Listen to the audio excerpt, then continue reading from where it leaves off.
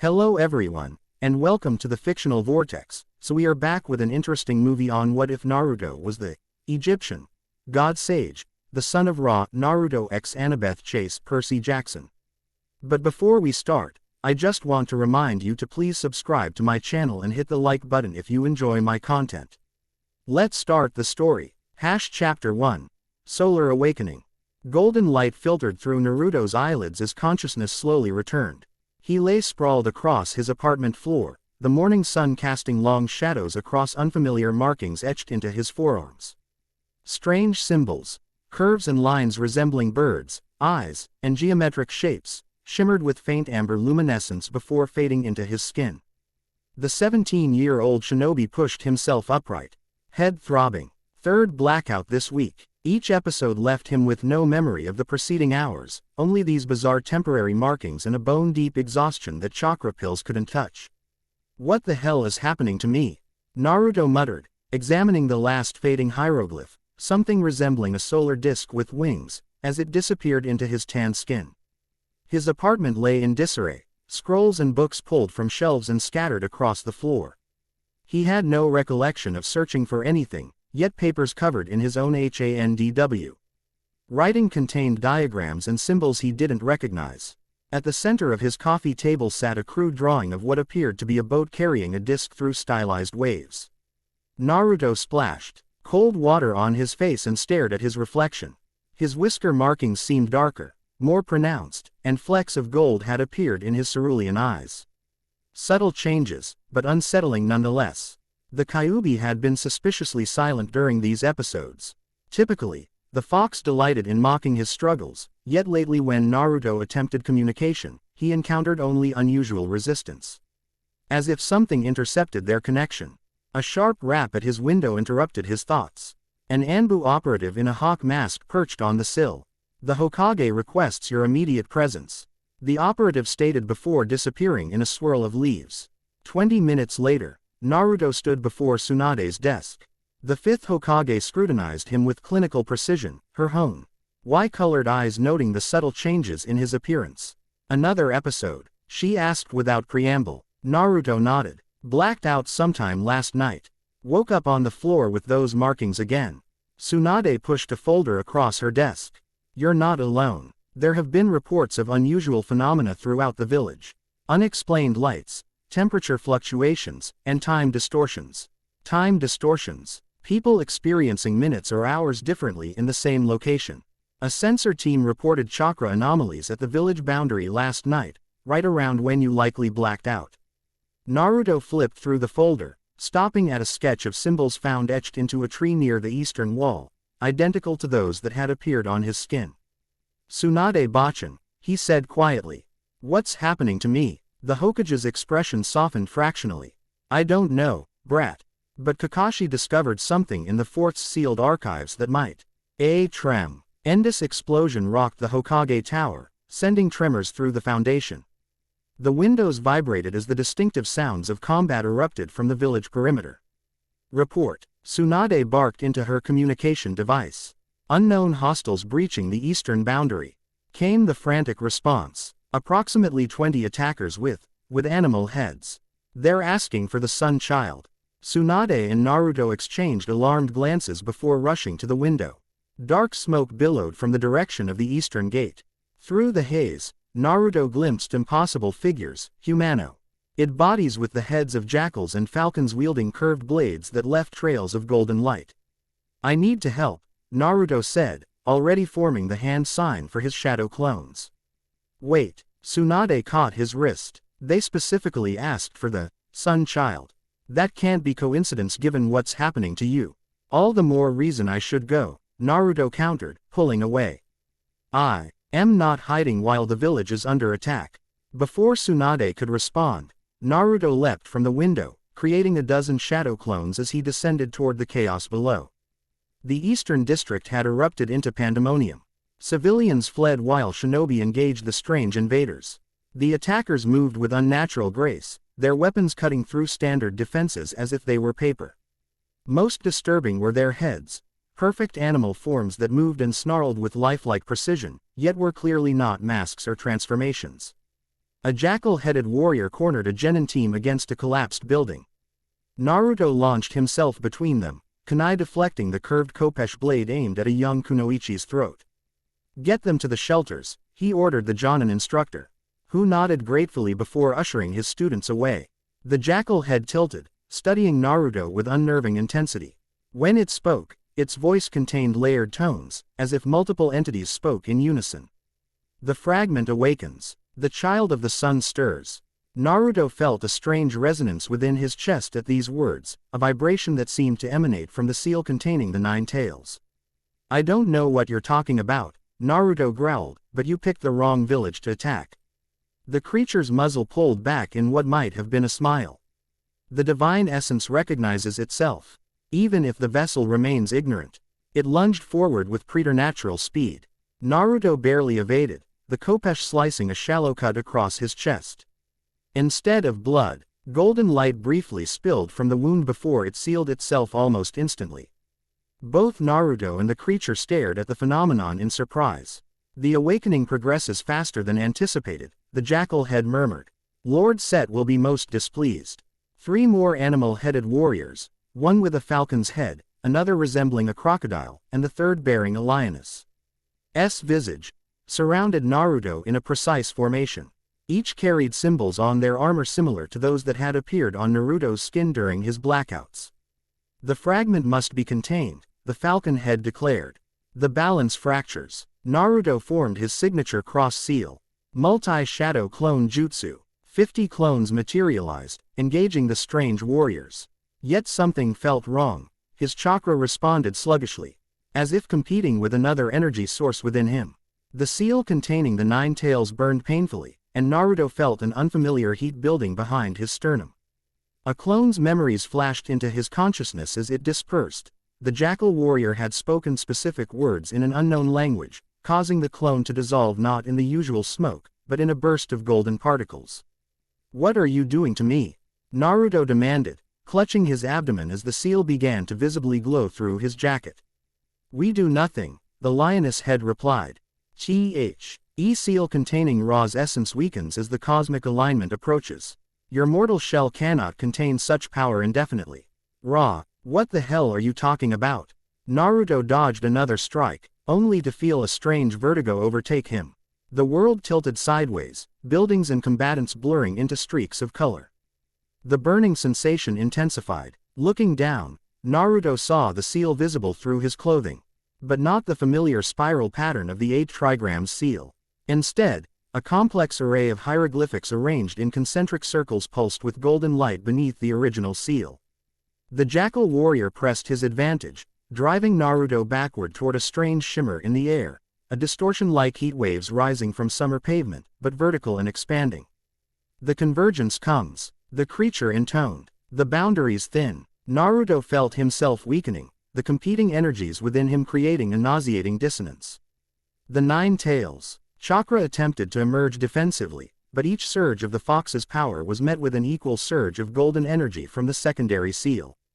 As he staggered backward, the distortion widened behind him.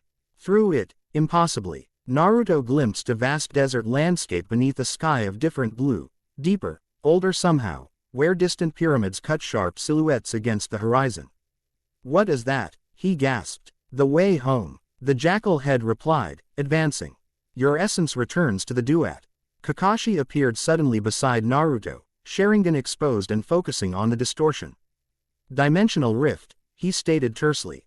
"Unlike any space-time ninjutsu I've encountered." Before either could react, the falcon-headed warrior threw a curved object that expanded midair into a glowing net. It wrapped around Naruto, paralyzing him with an energy that resonated with the secondary seal. The net pulled him inexorably toward the rift. "Naruto!" Kakashi lunged forward, only to be intercepted by the crocodile warrior. "The cycle must complete," the creature hissed. "The fragment returns." Like hell, Naruto struggled against the net, channeling the 9 tails chakra desperately. The fox's power clashed violently with both the net and the secondary seal, creating a cascading energy reaction. The rift expanded exponentially. Wind howled as pressure differentials between dimensions created a vortex, pulling debris and loose objects toward the opening. Naruto felt the net disintegrate as the competing energies within him reached critical mass. Kakashi's hand closed around his wrist. But the pull had become too powerful for even the copy ninja to resist. The last thing Naruto saw was Tsunade rushing toward them, mouth open in a warning he couldn't hear over the dimensional turbulence. Then he was falling through impossible space, Kakashi's grip torn away by forces beyond comprehension.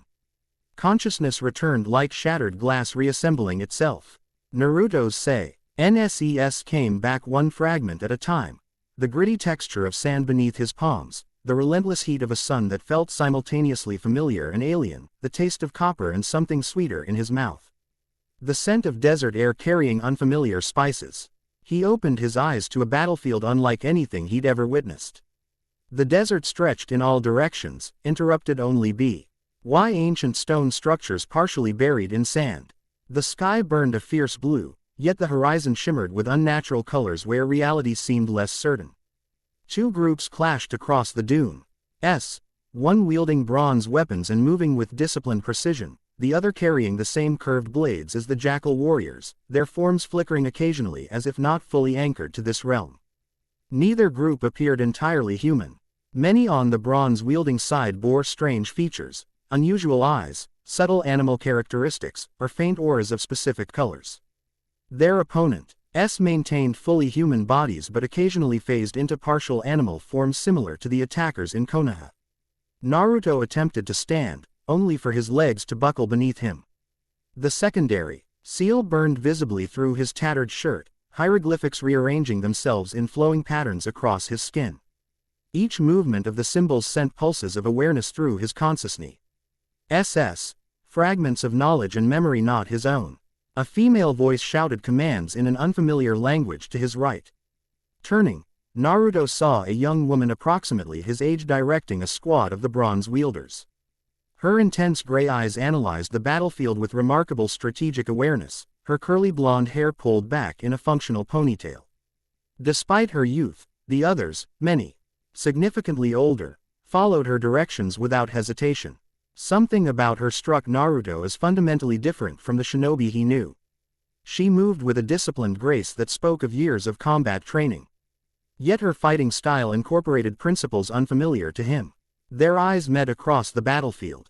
Her analytical gaze widened in surprise, then narrowed with immediate suspicion. She barked orders to her squad and began moving purposefully in his direction, bronze dagger drawn. Before Naruto could react, the sand beneath him erupted. A massive serpentine creature, scales black as obsidian with glowing red markings, burst upward, its mouth opening to reveal rows of teeth each the length of a kunai. Apophis stirs, a voice hissed from somewhere nearby. The convergence strengthens him. Instinct took over. Naruto rolled aside, narrowly avoiding being swallowed whole. His body responded sluggishly, the competing energies within him creating an internal war that manifested as physical weakness. Still, years of training couldn't be completely suppressed. He formed shadow clones. Only 3 materialized instead of his intended dozen, and used them to create a Rasengan. The spiraling chakra sphere formed, but golden energy immediately began weaving through it, transforming the normally blue technique into a swirling orb of blue and gold. What the hell? One clone exclaimed before dispersing from the unstable energy. The serpent struck again. Naruto drove the modified Rasengan into its head, expecting the usual grinding impact. Instead, the technique exploded outward in a nova of golden light. The serpent shrieked, its form momentarily destabilizing into shadowy particles before reconstituting several meters away. Son of Ra, it hissed, repped. Alien eyes fixing on Naruto with ancient malice. Your awakening comes too soon. The cosmic balance cannot withstand premature convergence. The blonde woman had nearly reached him, her expression oscillating between wariness and calculated assessment. She shouted something in that unfamiliar language, then switched to accented but understandable common speech. Behind you, Naruto spun to find a jackal-headed warrior materializing from the sand itself, Kopesh raised for a killing blow. His body moved automatically, deflecting the blade with a kunai while simultaneously delivering a sweeping kick to the creature's legs. The warrior fell but immediately began dissolving into sand, reforming 2 paces away. The fragment demonstrates the reflexes of its vessel, it observed dispassionately. Impressive adaptation. I don't know what's happening, Naruto called to the approaching woman, but I'm not with them. Obviously, she replied, reaching his position and immediately taking a defensive stance beside him. You're interfering with their ritual. That makes you temporarily useful. Her fighting style complemented his instinctively, covering his blind spots without communication. Whatever differences existed between their worlds, combat created its own universal language. I'm Naruto Uzumaki, he managed between blocking strikes from a falcon-headed attacker. Annabeth Chase, she replied tersely. What god are you aligned with? You're not Greek or Roman. The question made no sense to Naruto, but before he could respond, the hieroglyphics on his skin flared brilliantly. Knowledge poured into his consciousness, images of a great solar bark traveling through night and day, a falcon-headed deity wielding the power of the sun, pyramids channeling cosmic energies. Ra, he gasped, the name emerging unbidden from his lips. I think I'm connected to Ra somehow. Annabeth's eyes widened. Egyptian. That's impossible. The pantheons don't interact. A new combatant entered their immediate vicinity, a woman wielding twin kopeshes with lethal precision. Unlike the animal-headed warriors, she appeared fully human. Dark bronze skin, black hair cut pragmatically short. Eyes lined with kohl in a traditional Egyptian style.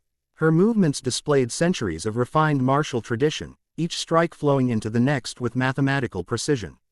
The fragment speaks truth it does not comprehend, she called out, her voice carrying a musical accent. Cease protecting it, daughter of Athena. The fragment must return to the duad before the convergence destroys all realms. Neath, Annabeth addressed her with cautious recognition. The Egyptian gods withdrew from the mortal world millennia ago. What's happening? The woman, Neath, dispatched 2 serpentine creatures with elegant efficiency before responding. The boundaries between realms fracture. Set seeks the convergence. The fragment of Ra must return to restore balance. I'm not a fragment, Naruto protested, even as the hieroglyphics crawled across his skin with increasing urgency. I'm a shinobi of Konohagakure. You are both, Neath replied, her expression softening fractionally. And neither. Your mortal father bound a fragment of Ra's divine essence within you alongside the nine-tailed beast. The seal approaches critical failure. The mention of his father and the 9 tails shocked Naruto sufficiently that he momentarily lost focus. A jackal warrior seized the opportunity, driving its kopesh toward Naruto's chest. Annabeth intercepted the blow with her bronze dagger, which sheared through the Egyptian weapon with surprising effectiveness. Yankees versus Mets can wait, she snapped. Right now, we've got bigger problems. She gestured toward the horizon where a massive vortex had begun forming. Similar to the rift that had pulled Naruto from Konoha but exponentially larger. The colors of reality itself seemed to bend and distort around it. Set's convergence ritual progresses, Neath confirmed grimly. The fragment's presence accelerates the process. Then we need to move, Annabeth decided, grabbing Naruto's arm. If you're really amplifying whatever this is, we need distance. Naruto struggled to his feet, leaning heavily on Annabeth as the competing energies within him intensified. The 9 tails chakra roiled against the secondary seal, which pulsed with increasing frequency. I can feel him, Naruto gasped. The fox is fighting against something else inside me. The divine essence stirs, Neath confirmed, efficiently clearing a path through enemy combatants. The fragment of Ra recognizes the convergence. They retreated toward a partially buried temple structure, its entrance flanked by weathered statues of seated figures with lioness heads. As they approached, the hieroglyphics covering the temple entrance began glowing with the same golden light emanating from Naruto's seal. That's not encouraging, Annabeth muttered. Inside the temple, the temperature dropped noticeably. Sunlight filtered through strategic openings in the ceiling, illuminating an immense hall supported by massive columns carved with intricate scenes of cosmic battles. At the far end stood an altar bearing a golden disc similar to the drawing Naruto had found in his apartment. The moment Naruto crossed the threshold, every hieroglyph in the temple blazed with golden light. The secondary seal on his abdomen responded in kind, the circular array of symbols expanding to cover his torso and arms completely. This place recognizes you, Annabeth observed, her analytical mind visibly processing implications. Or rather, the fragment of Ra within you. What exactly is Ra? Naruto asked, wincing as the seal continued its expansion. Neith glanced at him with surprise. You truly don't know. Ra is the sun god, sovereign of the Egyptian pantheon, who travels through the sky by day and the underworld by night. His essence maintains cosmic balance. And this fragment is inside me, along with the nine-tailed fox. Naruto's mind reeled with implications. How is that possible? Your father was resourceful, Neith replied, curing the temple entrance with a series of hand movements that activated dormant hieroglyphs. When the nine-tailed beast attacked, he encountered a weakened Ra during cosmic alignment. Both entities were sealed within you through techniques that should have been incompatible. Annabeth studied Naruto with new interest. You have a god and a fox spirit sealed inside you. And you've survived this long. The fox alone nearly killed me many times, Naruto admitted. If this Ra fragment is equally powerful, more so, Neith interjected. But the fragment remained dormant until recent celestial alignments weakened the boundaries between realms. Now both set an Apophis sense opportunity in the disturbance. A tremendous impact shook the temple.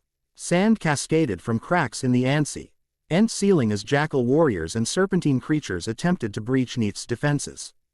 Naruto doubled over as the secondary seal flared painfully. The hieroglyphs spread from his skin onto the floor around him, creating a complex array that mirrored constellations visible through the temple's ceiling apertures. What's happening to me? He gasped. The fragment recognizes its sanctuary, Neith explained, reinforcing the entrance barriers with fresh symbols drawn from a pouch at her waist. It attempts to reconstitute. Will that kill him? Annabeth asked directly. Neith hesitated. Unknown. No mortal has ever hosted a fragment of Ra before. The nine-tailed entity further complicates matters. Naruto couldn't suppress a bitter laugh. Story of my life. Always the unprecedented case. Annabeth knelt beside him, examining the spreading hieroglyphs with intense focus.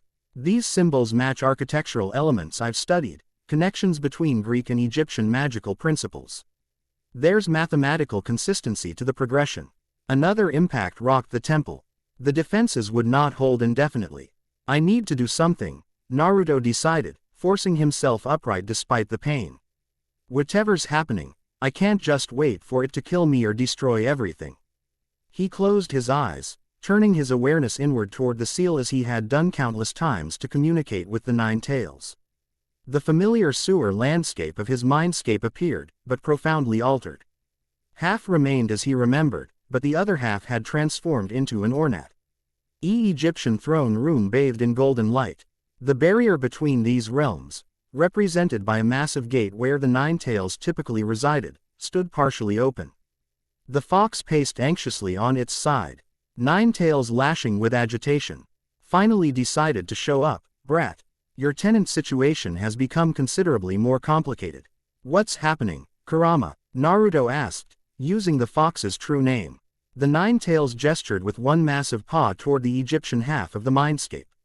Your father was even more audacious than I realized. When he sealed me within you, he encountered another entity in a weakened state, a fragment of something ancient and powerful.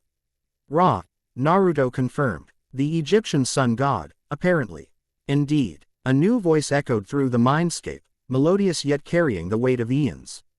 From the Egyptian throne room, a figure approached. A man with the head of a falcon crowned with a solar disk, his form radiating golden light. Though, fragment, describes my condition accurately.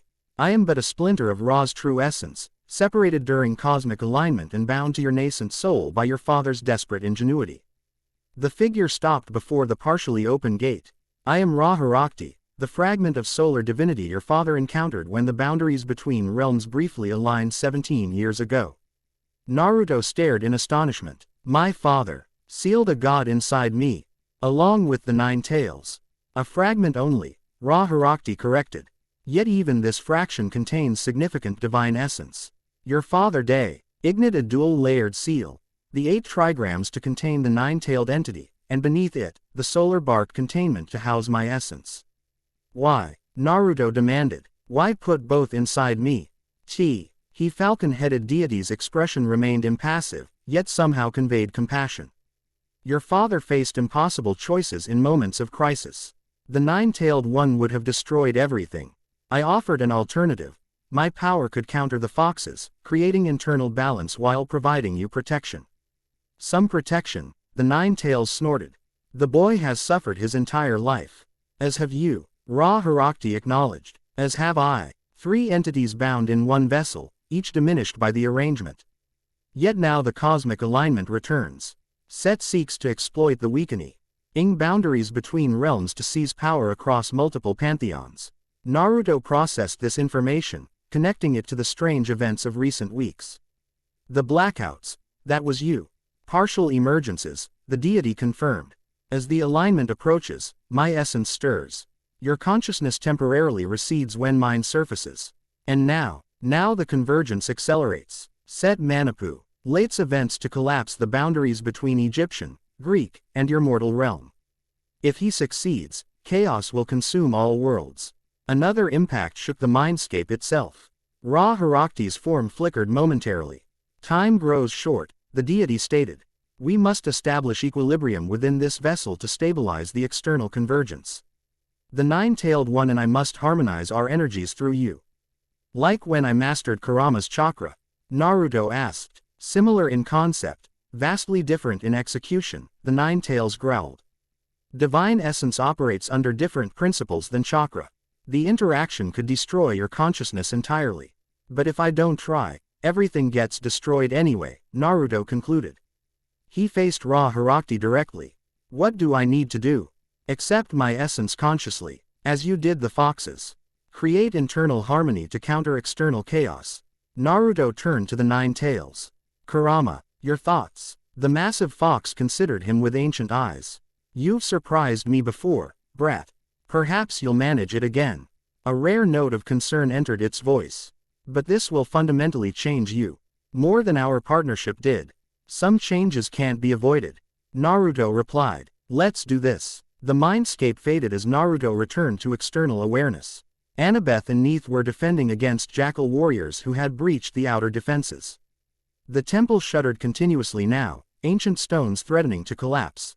I know what to do, Naruto announced, his voice carrying unusual resonance. Both women turned toward him. The hieroglyphs had spread across 80% of his visible skin now, glowing with increasing intensity. The fragment speaks, Neith recognized, hope and wariness mingling in her expression. Not just the fragment, Naruto corrected. All of us, together. He moved toward the altar bearing the golden solar disk. Each step became easier as he consciously aligned the Ting energies within him, not forcing either to submit, but creating pathways for coexistence as he had learned to do with the Nine-Tails. What are you doing? Annabeth called, dispatching an attacker with efficient brutality. Improvising, Naruto replied with a ghost of his usual grin. My specialty. He reached the altar. The solar disk responded to his proximity, rising slightly and beginning to rotate. Instinctively, Naruto placed his hands on either side of the disk, not quite touching it.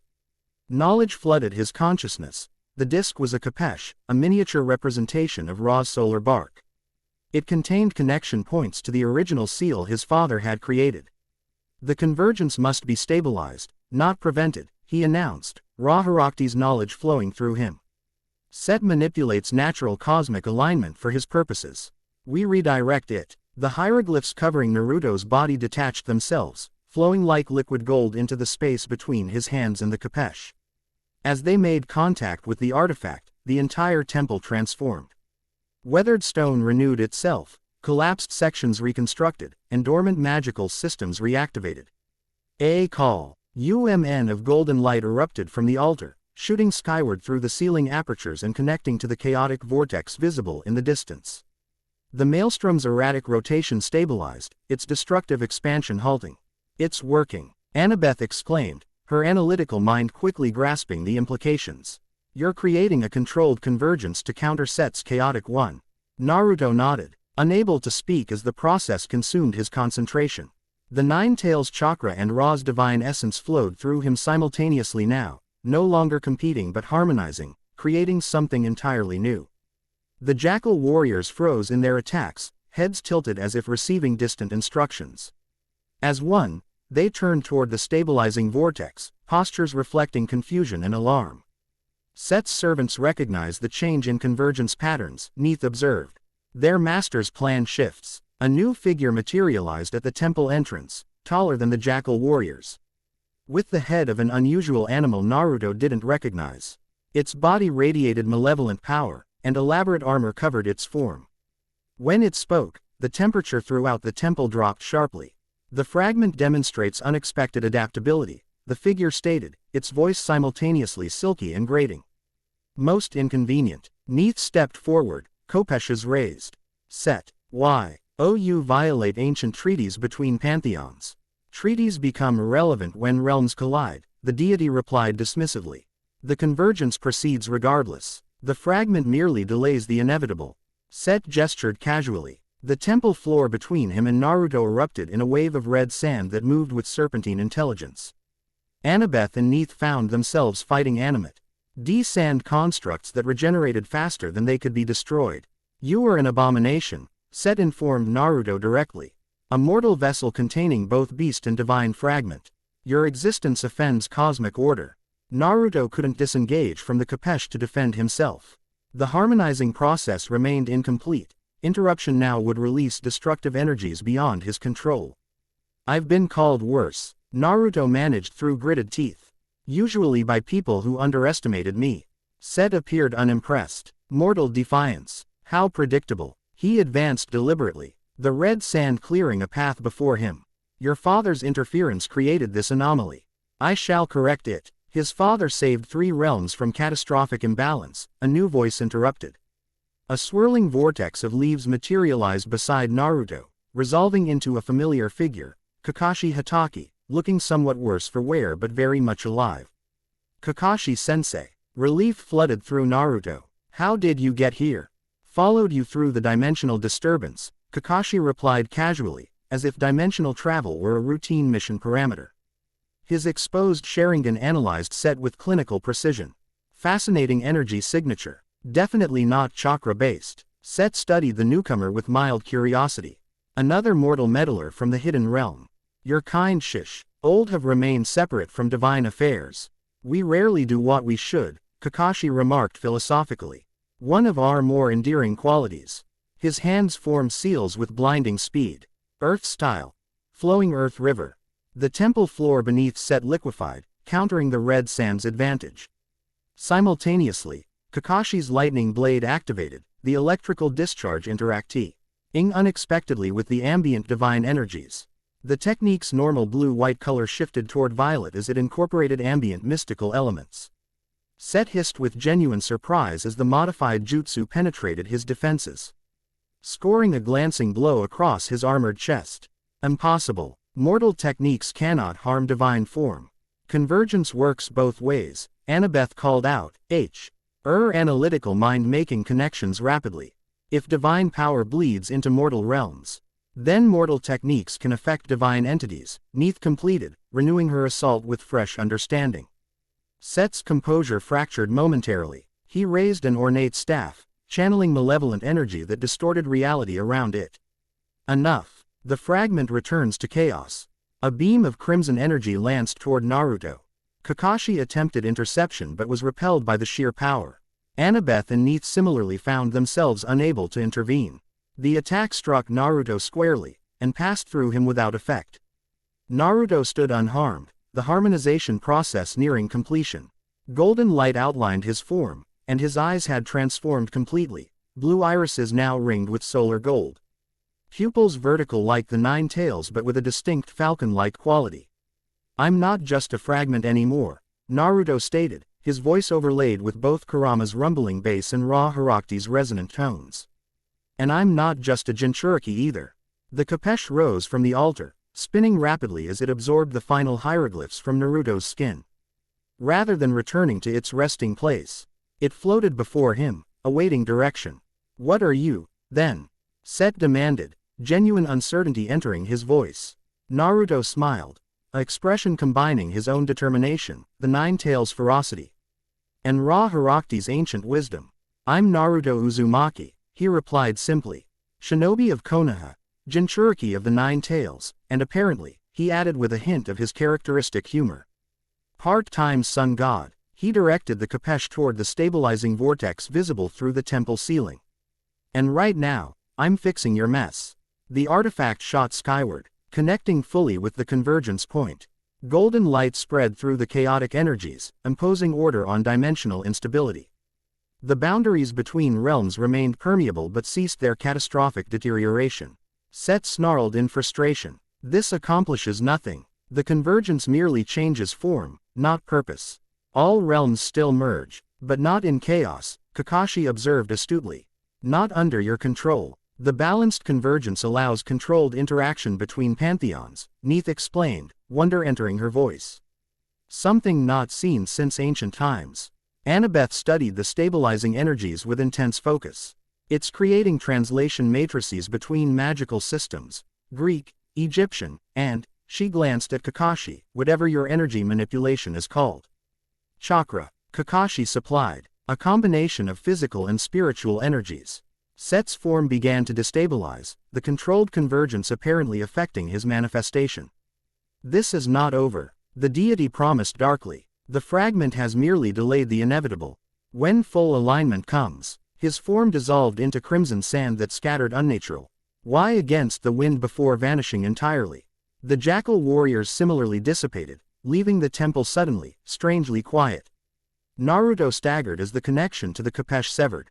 The harmonization process had completed, but left him dangerously depleted.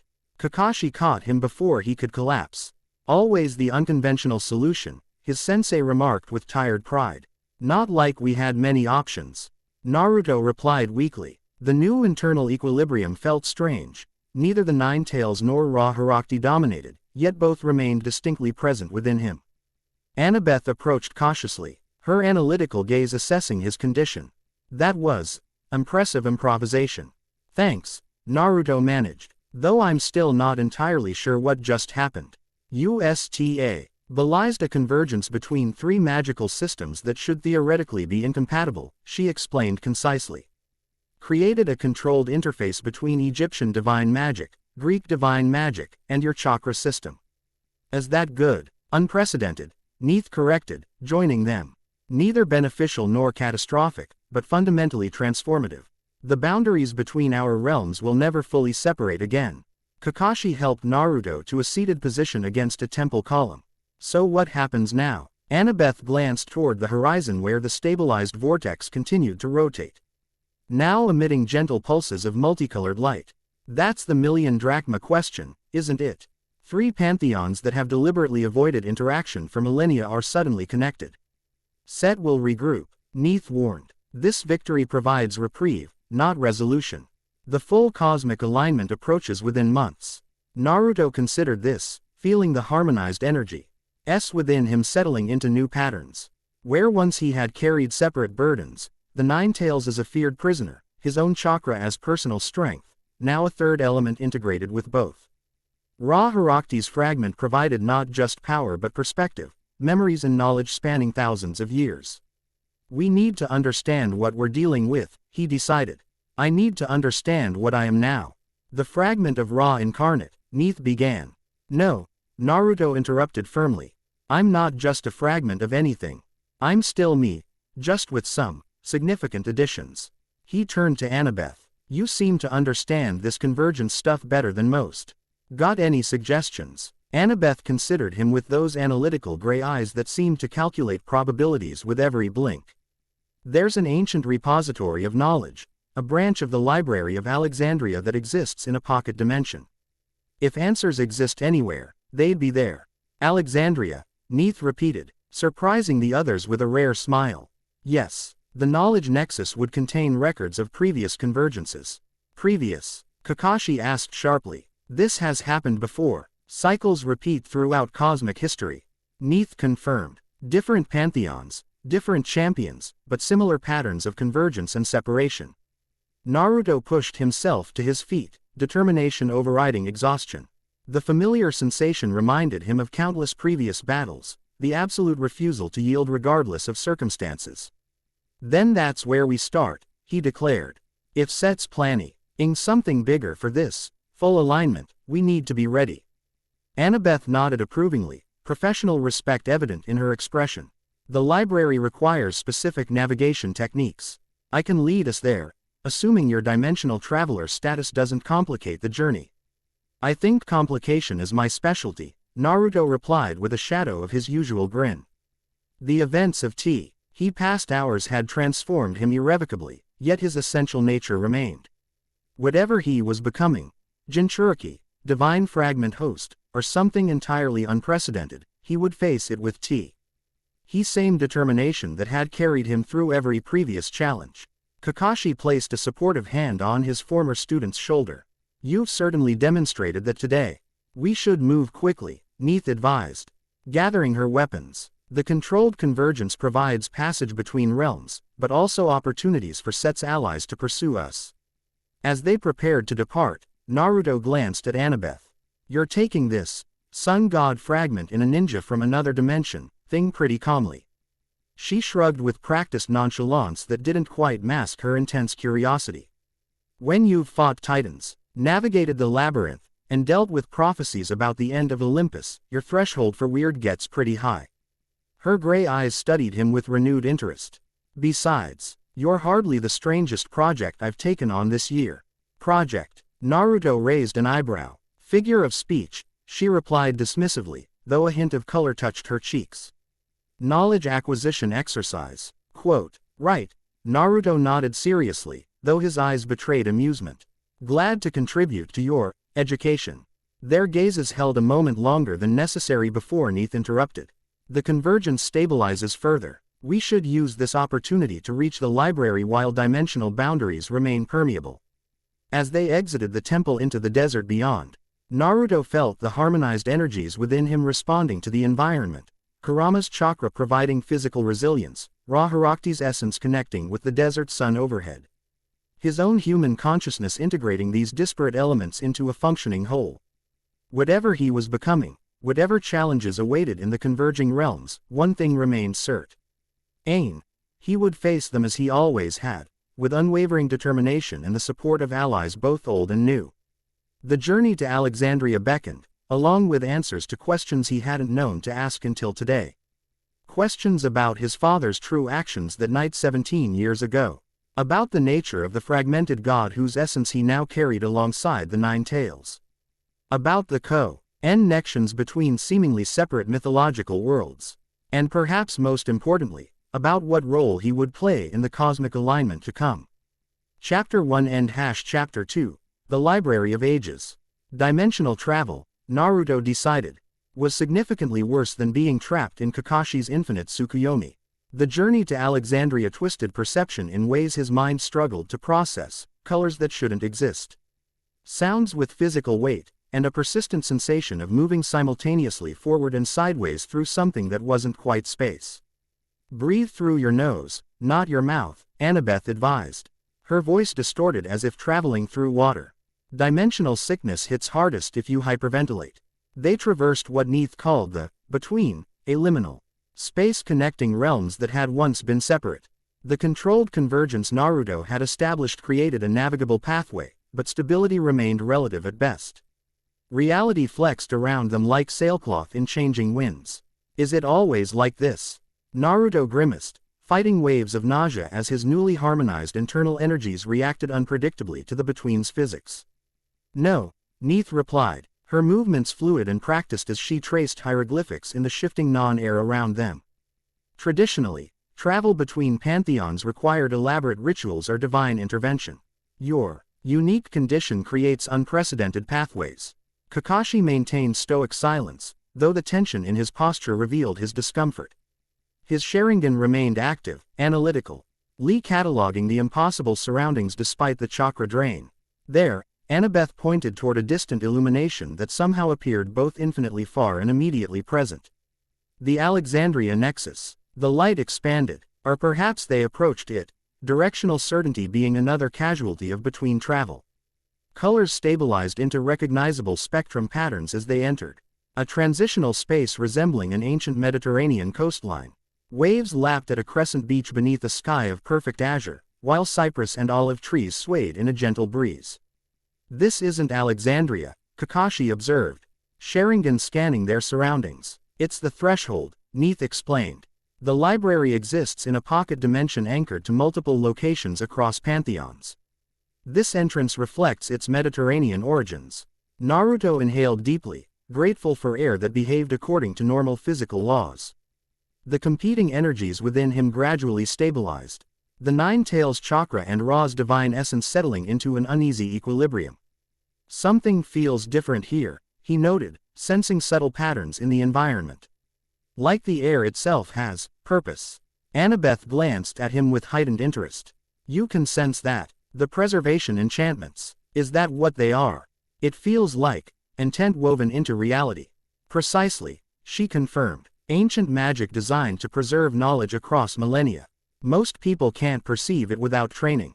A narrow path wound from the beach through the cypress grove, leading toward a simple marble structure that shimmered slightly in the distance. As they approached, the building seemed to expand and elaborate, revealing architectural elements that couldn't possibly fit within its initial dimensions. Bigger on the inside, Kakashi murmured appreciatively.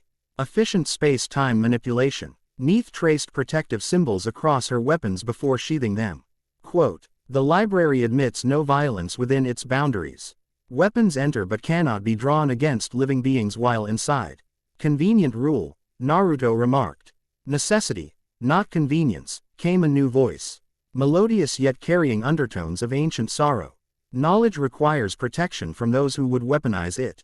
A woman emerged from the marble entrance, tall and graceful with caramel-colored hair falling in waves to her waist. Her features combined timeless beauty with the weathered experience of centuries. She wore simple linen robes that somehow appeared both ancient and timeless. Embroidered with patterns combining Greek and Egyptian motifs. Annabeth's posture stiffened immediately. Calypso, you're free. The woman inclined her head slightly. The Olympians' punishment ended with the recent war. Though freedom came with conditions. I serve as custodian here until my debt is considered paid. Another prison, just larger, Annabeth noted with surprising bitterness. A sanctuary with purpose, Calypso corrected gently. Better than eternal isolation. Her gaze shifted to Naruto, ancient eyes widening slightly. Fascinating. You carry both beast and divine fragment, yet remain fundamentally human. Naruto shifted uncomfortably under her scrutiny. You can see that. The custodian perceives all who enter, she replied. Knowledge begins with accurate assessment. She turned toward the library entrance. Come. The convergence disrupts normal temporal patterns. What you seek requires haste. The library's exterior had suggested classical Greek design, but the interior defied architectural classification. Endless rows of shelving extended in physically impossible directions, containing scrolls, codices, tablets, and storage media from civilizations across multiple pantheons. Balconies spiraled upward toward a dome ceiling that somehow displayed different skies, Mediterranean blue directly above, Egyptian star patterns to the east, and Unfamy. Lyre constellations Naruto recognized from the elemental nations to the west. Knowledge preservation across three realms, Kakashi observed, his visible eye widening. The accumulated wisdom of multiple civilizations. And the prophecies that bind them, Calypso added, leading them deeper into the impossible space. The convergence was foretold millennia ago, though details remained obscured by dimensional separation. They passed reading areas where ghostly scholars from different time periods and cultures studied silently, their semi-transparent forms occasionally glancing up with mild curiosity before returning to their eternal research. Memory echoes, Calypso explained, noticing Naruto's alarmed expression. Scholars whose dedication transcended death. They harm none, merely continue their studies across eternity. That's dedication, Naruto remarked uncertainly. Annabeth's analytical gaze catalogued everything they passed, her expression revealing the intellectual treasure trove this represented. Some of these texts were believed destroyed with the original library. The collected mathematical principles of Archimedes, Plato's lost dialogues. Knowledge is never truly destroyed, Calypso replied. Merely displaced across probability, sometimes beyond normal perception. She stopped before a circular chamber where three distinct architectural styles converged, Greek columns, Egyptian pylons. And surprisingly, elements Naruto recognized from ancient temples in the Land of Fire. The nexus of convergence, Calypso announced. Where prophecies concerning interactions between pantheons are preserved. The chamber contained a central pedestal supporting a triangular prism of crystal or similar transparent material. Each face reflected different writing systems, Greek letters, Egyptian hieroglyphics, and to Naruto's shock, ancient shinobi script he had seen in Uzushiogakure ruins. How is that possible? He demanded, pointing to the familiar spiraling patterns. That's from my world, Uzumaki sealing script. Calypso regarded him with ancient patience. The three realms were never truly separate, merely operating on divergent vibrational frequencies. At certain cosmic alignments, information transferred between them, creating parallel development paths. You're suggesting our civilizations influenced each other across dimensional boundaries? Kakashi asked sharply. Not suggestion. Historical fact, Neith interjected, studying the triangular artifact. The Egyptian House of Life maintained limited awareness of parallel realms, including what you call the elemental nations. Annabeth approached the pedestal, her expression intensely focused. This is written in a variant of ancient Greek I've never encountered, but I can translate portions. She traced characters on one crystalline face. It references the prophecy of divided light, and Ra's fragmentation across cosmic boundaries. That would be me, I guess, Naruto said, approaching the artifact. The moment he came within proximity, the crystal began to glow, each face illuminating with its respective script. The artifact responds to your presence, Calypso observed. The convergence personified. The hieroglyphic face glowed brightest, symbols rearranging themselves into new configurations that mirrored those that had appeared on Naruto's skin during his transformation. Simultaneously, the internal energies within him surged in response, Ra's essence resonating with the ancient text while the Nine Tails chakra roiled defensively.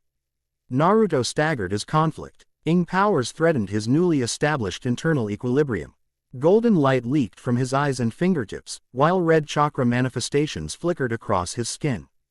The fragment awakens further, Neith stated, concern evident. Too rapidly for stable integration. Kakashi moved to support his former student. Can you control it? Trying. Naruto gasped. They're both reacting to something in that artifact.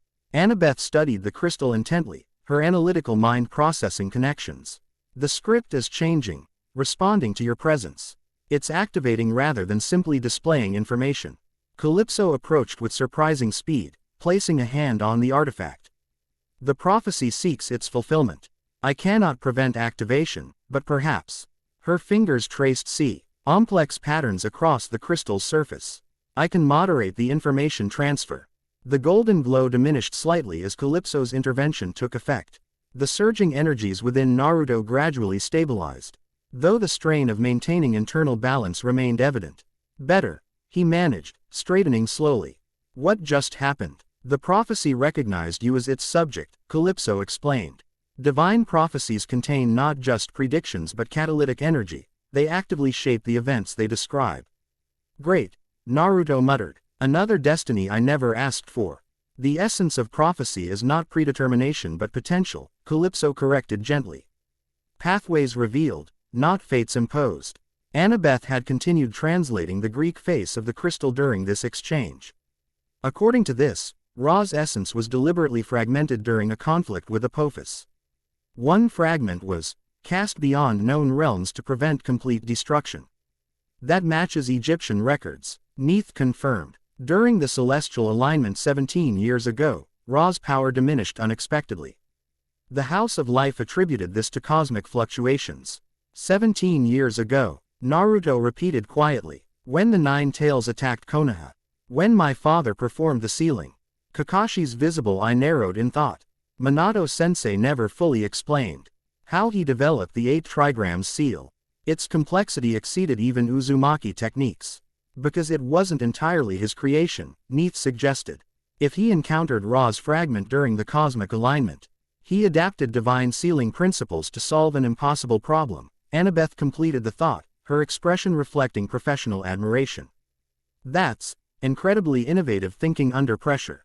Naruto felt a complex mixture of emotions, pride in his father's brilliance, frustration at another layer of complication in his already complex legacy, and a strange sense of connection to the fragment of Ra within him. Not separate entities sharing a body but increasingly integrated aspects of a singular, evolving identity. The prophecy continues, Annabeth reported, continuing her translation. It speaks of divided light reuniting across 3 realms and the solar bark sailing seas never charted. She frowned in concentration. Something about wisdom's daughter, guiding the fragmented sun through twilight between worlds. That would be you, Naruto noted. Daughter of Athena, goddess of wisdom, right? Annabeth glanced up in surprise.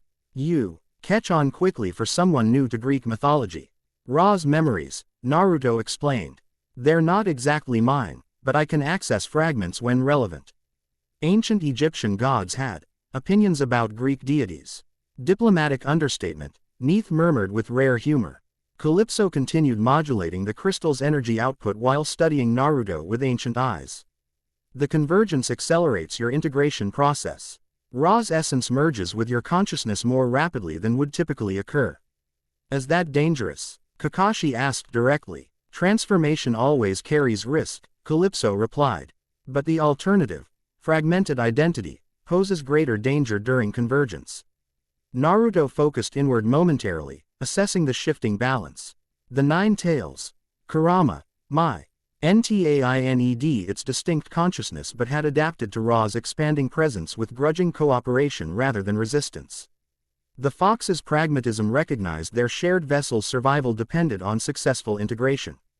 I can handle it, Naruto decided. What else does the prophecy say? Annabeth returned to her translation, but before she could continue, the crystal pulsed with sudden intensity. All 3 faces projected their scripts simultaneously, creating overlapping patterns in the air above the pedestal. These patterns coalesced into an image, a celestial chart showing planetar Y alignments across 3 distinct astronomical systems. The grand convergence, Calypso identified. When 3 cosmic systems achieve perfect alignment, creating maximum permeability between realms. When does this happen? Kakashi asked. According to these calculations, Annabeth studied the projected charts with intense focus. 3 months from now, during the winter solstice. That aligns with Set's timeline. Neith confirmed grimly. He requires the grand convergence to completely collapse the boundaries between pantheons. The projection shifted, displaying new information, diagrams of energy flows between realms. Focusing on specific nexus points across 3 worlds. These are dimensional anchors, Kakashi observed, his Sharingan analyzing the complex patterns. Points where reality maintains greater stability during convergence. Also targets, Annabeth added. If someone wanted to accelerate boundary collapse, they would attack these nexus points, Neith concluded. Precisely as Set has begun doing. Naruto studied the projected map, recognizing locations from each realm, certain temples in Egypt, specific mountains in Greece, and to his shock, several sites throughout the elemental nations including Konoha itself. My village is a dimensional anchor point. He asked incredulously. Your world's chakra system creates natural stability patterns, Calypso explained. Particularly concentrated around significant population centers. We need to warn them, Naruto insisted. If Set's targeting these locations. A sudden tremor interrupted him. Books and scrolls sliding from shelves as the library shuddered. Dust cascaded from the impossible ceiling as the tremor intensified. Something breaches the library's defenses, Calypso announced, her serene demeanor fracturing slightly. Impossible under normal circumstances. Convergence makes many impossibilities merely improbable, Neith responded, hands moving to weapons that library rules prevented her from drawing. Kakashi's Sharingan focused toward the main entrance. Multiple signatures approaching. Not civilians. Another, stronger tremor rocked the chamber. The crystal artifact destabilized, its projection flickering erratically before stabilizing on a single image, a detailed diagram of Naruto's dual seal containing both the 9 tails and Ra's fragment. They're tracking the fragment's resonance. Calypso realized. Your presence here creates a beacon across dimensions. Sorry about that, Naruto muttered, concentrating on stabilizing his internal energies. Not exactly something I can turn off. Heavy footsteps approached their chamber, multiple attackers moving with military precision. A voice called out commands in Greek, followed by the distinctive sound of weapons being readied. Demigods. Annabeth identified, expression darkening. That's Clarissa's squad. Friends of yours? Naruto asked hopefully. Not exactly, she replied. Children of Aries, W. Are god types with anger management issues and standing orders to eliminate dimensional threats. Diplomatic, Kakashi remarked dryly. Accuracy over diplomacy, Annabeth retorted. They'll attack first and file paperwork later. 6 figures entered the chamber, heavily armed teenagers wearing Greek-style armor reinforced with modern materials. Their leader, a muscular young woman with stringy brown hair and fierce eyes, assessed the situation with tactical efficiency before focusing on Naruto. Dimensional breach confirmed, she announced. Unregistered divine energy signature detected. He leveled a celestial bronze spear that crackled with electrical energy. Under authority of Olympus Protocol 16, you're classified as an interdimensional threat. Clarice, Annabeth stepped forward.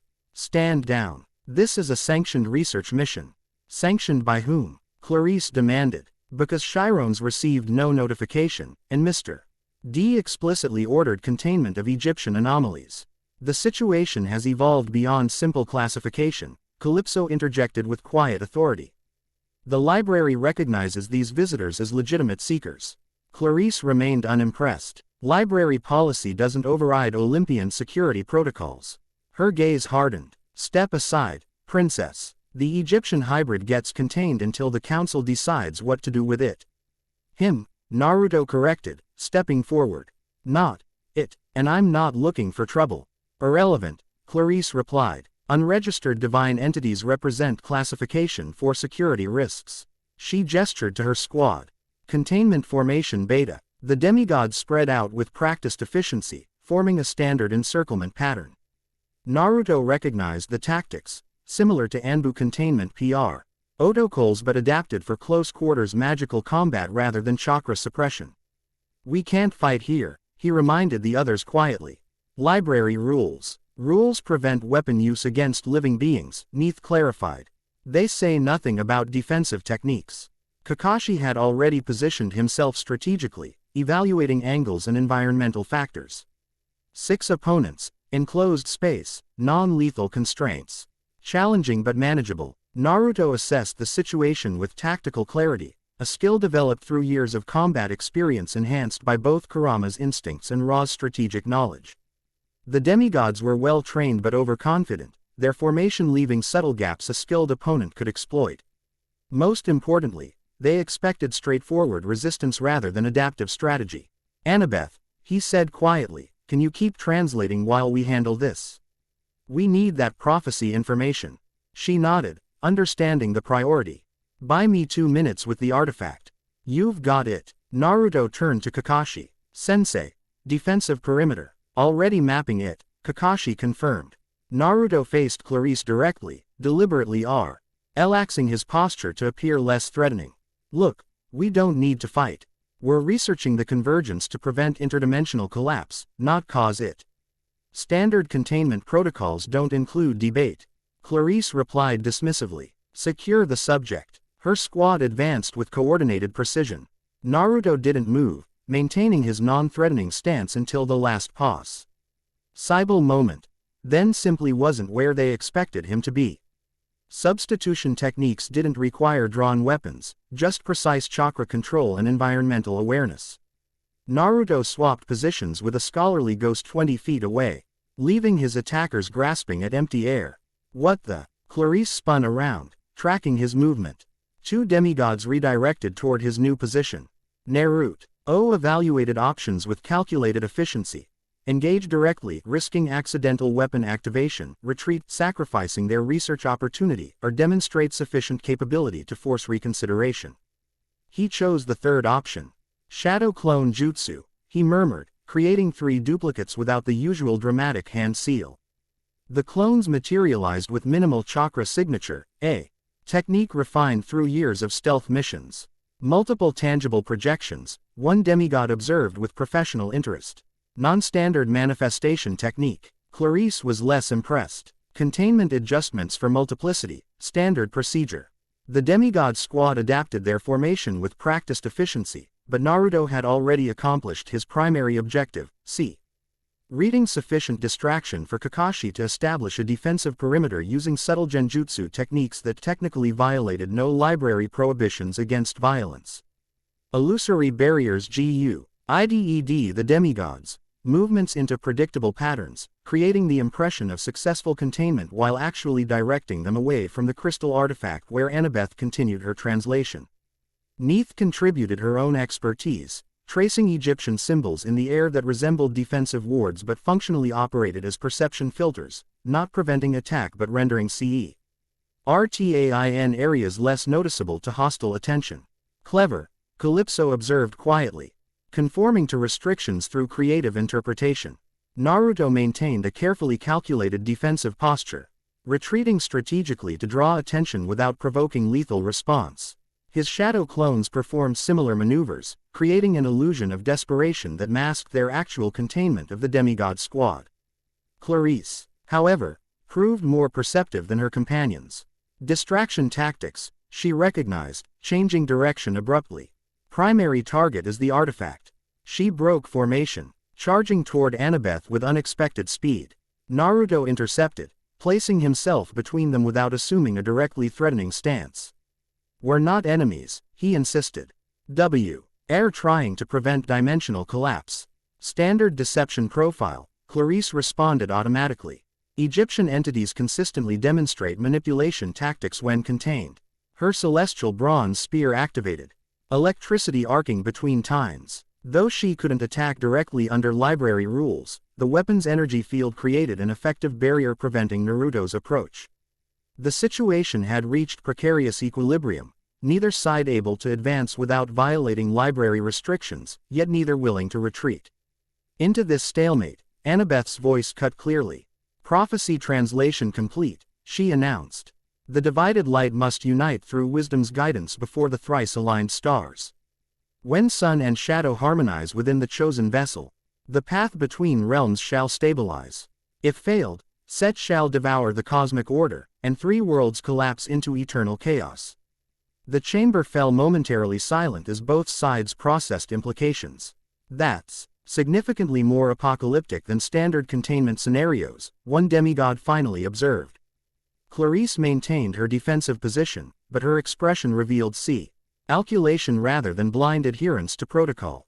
Explain, she demanded. Annabeth stepped forward, artifact data displayed on her tablet. Three-realm convergence event confirmed through multiple prophecy sources. Dimensional boundaries destabilizing at accelerating rates. Without intervention, complete collapse within 4 months. She displayed the celestial alignment charts, highlighting correlation with recent dimensional anomalies reported across multiple pantheons. Lord Ares mentioned increased monster activity near dimensional fault lines, another demigod noted. Classified intelligence, but relevant. The Egyptian deity Set manipulates the natural convergence process, Neith added. Seeking to collapse all realms into chaos he can reshape. Clarisse studied the evidence with grudging professionalism. War gods' children might favor direct action, but strategic intelligence remained valued. Assuming accuracy, this represents gamma-level threat classification. WIC H requires interdimensional cooperation rather than containment, Annabeth concluded. A tense moment passed before Clarisse lowered her spear, deactivating its electrical field. Provisional assessment accepted pending Olympian review. Her gaze hardened, but the hybrid remains under observation. Fair enough, Naruto agreed, dissolving his shadow clones. Not like I understand what's happening myself. The demigod squad relaxed marginally, transitioning from containment formation to security perimeter. Kakashi dismantled his subtle genjutsu barriers with equal professionalism. Now that we've established tentative cooperation, Calypso interjected, perhaps we might focus on more immediate concerns. She gestured toward the library ceiling where cracks had begun forming in reality. TSELF, dimensional fissures allowing glimpses into swirling chaos beyond. The library's dimensional anchors destabilize, she explained. Your combined presence, divine fragment, chakra entity, demigods, and Egyptian magician, creates excessive resonance patterns. We need to leave, Kakashi concluded. After securing critical information, Annabeth insisted, returning to the crystal artifact. Quote, the prophecy mentioned specific requirements for stabilizing the convergence. She manipulated the artifact with practiced efficiency, extracting data to her tablet while simultaneously photographing the 3 script interfaces. Calypso assisted, accessing library systems to provide contextual references for the prophecy's more obscure elements. Another tremor, stronger than previous ones, shook the chamber. Books launched themselves from shelves as reality fluctuated. The ghostly scholars flickered and disappeared, their manifestations too unstable to maintain in deteriorating conditions. "We've overstayed our welcome," Neith observed, gathering her belongings. "The between will become increasingly difficult to navigate as library anchors fail." "One moment," Annabeth insisted, downloading final data segments. "Almost there." Her tablet flashed confirmation. "Complete. Most comprehensive interdimensional prophecy database ever compiled." "Wonderful," Clarice commented dryly. "Now let's actually survive to analyze it." The library's deterioration accelerated. Floors undulating like liquid, walls phasing between solid and transparent states, ceiling revealing glimpses of incomprehensible geometries beyond normal space-time. "Emergency evacuation protocol engaged," Calypso announced, her voice carrying unexpected authority. Golden light emanated from her palms as she traced complex patterns in the air. Sanctuary contingencies activated. The patterns expanded, forming a golden gateway similar to the stabilized vortex Naruto had created during their first encounter. Unlike that controlled convergence, however, this portal shimmered with unstable energy. "Direct dimensional extraction," Calypso explained, maintaining the portal through visible effort. "Bypassing G between space to prevent disintegration during transit." "That's impossible," Neith objected. "Even House of Life magicians require preparation and anchor points for direct transfers." "Library custodian privileges," Calypso replied with strain evident in her voice. "Temporary authorization under existential threat conditions." The destabilization reached critical levels, reality itself seeming to unravel around them. The crystal artifact shattered, releasing a pulse of multi-spectrum energy that briefly illuminated pathways between dimensions never meant to be perceived by mortal consciousness. "Go," Calypso commanded, portal stability limited to 17 seconds. The demigod squad entered first, followed by Neith and Kakashi. Annabeth hesitated, securing her data before approaching the threshold. "What about you?" she asked Calypso. "The custodian remains until all seekers depart," she replied. "Ancient protocol." Naruto recognized the implication immediately. "That's a death sentence in these conditions." Calypso's expression revealed millennia of resignation. "My duty to knowledge transcends personal survival." Another reality fracture tore through the chamber, D.S. integrating entire sections into dimensional static. Naruto assessed options with tactical precision enhanced by both Kurama's instincts and Ra's ancient wisdom. New protocol, he decided, creating shadow clones that moved to support Calypso's portal maintenance. "Everyone leaves." "Impossible," she objected. "The custodian's oath, as fulfilled by ensuring knowledge survives," Naruto interrupted. His shadow clones channeled harmonized energy, combining chakra and divine essence to reinforce her dimensional gateway. "Knowledge includes its keeper." Annabeth grasped Calypso's arm, pulling her toward the portal. "He's right. Dead custodians preserve nothing." The library collapsed around them, ancient collections dissolving into primal energy as dimensional boundaries failed completely. Naruto's clones maintained portal stability through increasingly desperate measures, channeling dangerous levels of combined energy. "Go," he shouted to Annabeth and Calypso. "I'll be right behind you." They passed through the portal threshold. Naruto dismissed his clones, absorbing their accumulated memories and energy drain as the final sections of the library disintegrated around him. He unched himself toward the rapidly destabilizing gateway, feeling reality unravel at his heels. Transition hit like physical impact, simultaneously burning and freezing as his body reconstituted across dimensional boundaries without between space to mediate the process. For endless moments, his consciousness fragmented across multiple realities before violently reassembling in a new location. Naruto crashed onto sun-baked stone, momentum carrying him into an ungraceful roll before stopping against a weathered column. Desert air filled his lungs as his senses gradually reoriented to conventional physical laws. "Dimensional extraction successful," Kakashi observed with characteristic understatement, helping him to his feet. Though perhaps not the intended destination. They stood amid ancient ruins, massive stone pillars surrounding a ceremonial space open to the desert sky. Hieroglyphics covered every surface, many depicting solar barks and falcon-headed deities. The architecture suggested Egyptian design, but subtle elements incorporated principles Naruto recognized from both Greek construction and ancient shinobi temples. A convergence point, Neith identified, examining their surroundings. One of many temples constructed during previous alignment periods. Annabeth conducted rapid assessment, tablet displaying their approximate location. Western Egyptian Desert, form. Early known as the Temple of Light Division. Constructed approximately 3000 BCE during a minor convergence event. How convenient that random dimensional extraction delivered us to historically relevant ruins. Clarice remarked suspiciously. Not random, Calypso corrected, recovering her composure. The portal responded to the strongest compatible anchor point resonating with our combined energies. Naruto felt immediate affinity with their surroundings, Ra's fragment responding to ancient consecrated ground while Kurama's chakra detected lingering energy patterns compatible with shinobi techniques. This place was built by people who understood the convergence, he realized. They created it to channel something. Solar division and reunification rituals, Neith confirmed, studying particular hieroglyphic sequences. Ancient Egyptian magicians developed techniques for safely dividing divine essence across realms when necessary. Like what happened to Ra's fragment, Annabeth connected. This temple was designed specifically for controlling that process. Clarice established security perimeter with professional efficiency, her squad securing the ruins' approach point. Despite their obvious discomfort with Egyptian territory. Strategic assessment, she requested from Annabeth, personal differences temporarily set aside in favor of tactical necessity. Dimension. Extraction prevented immediate catastrophic exposure, Annabeth replied. But library destabilization represents significant strategic setback.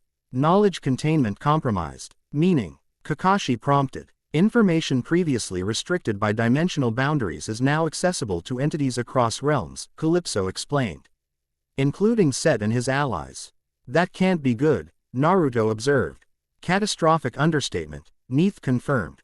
Ancient binding techniques, dimensional manipulation protocols, divine essence transference methods, all potentially accessible. Annabeth activated her tablet, displaying downloaded information. We secured critical prophecy elements and convergence management techniques. Preliminary analysis suggests potential stabilization methods are acquiring synchronized effort across all three realms. Assuming cooperation between pantheons historically dedicated to ignoring each other's existence, Clarice added skeptically. Necessity transcends historical preference, Neith replied. Kakashi had been examining their surroundings with analytical precision. This location appears defensible but exposed. If interdimensional information is now freely available, we should anticipate hostile response to our extraction signature. As if summoned by his assessment, the air above the temple center began to distort, reality folding inward as a dimensional aperture formed.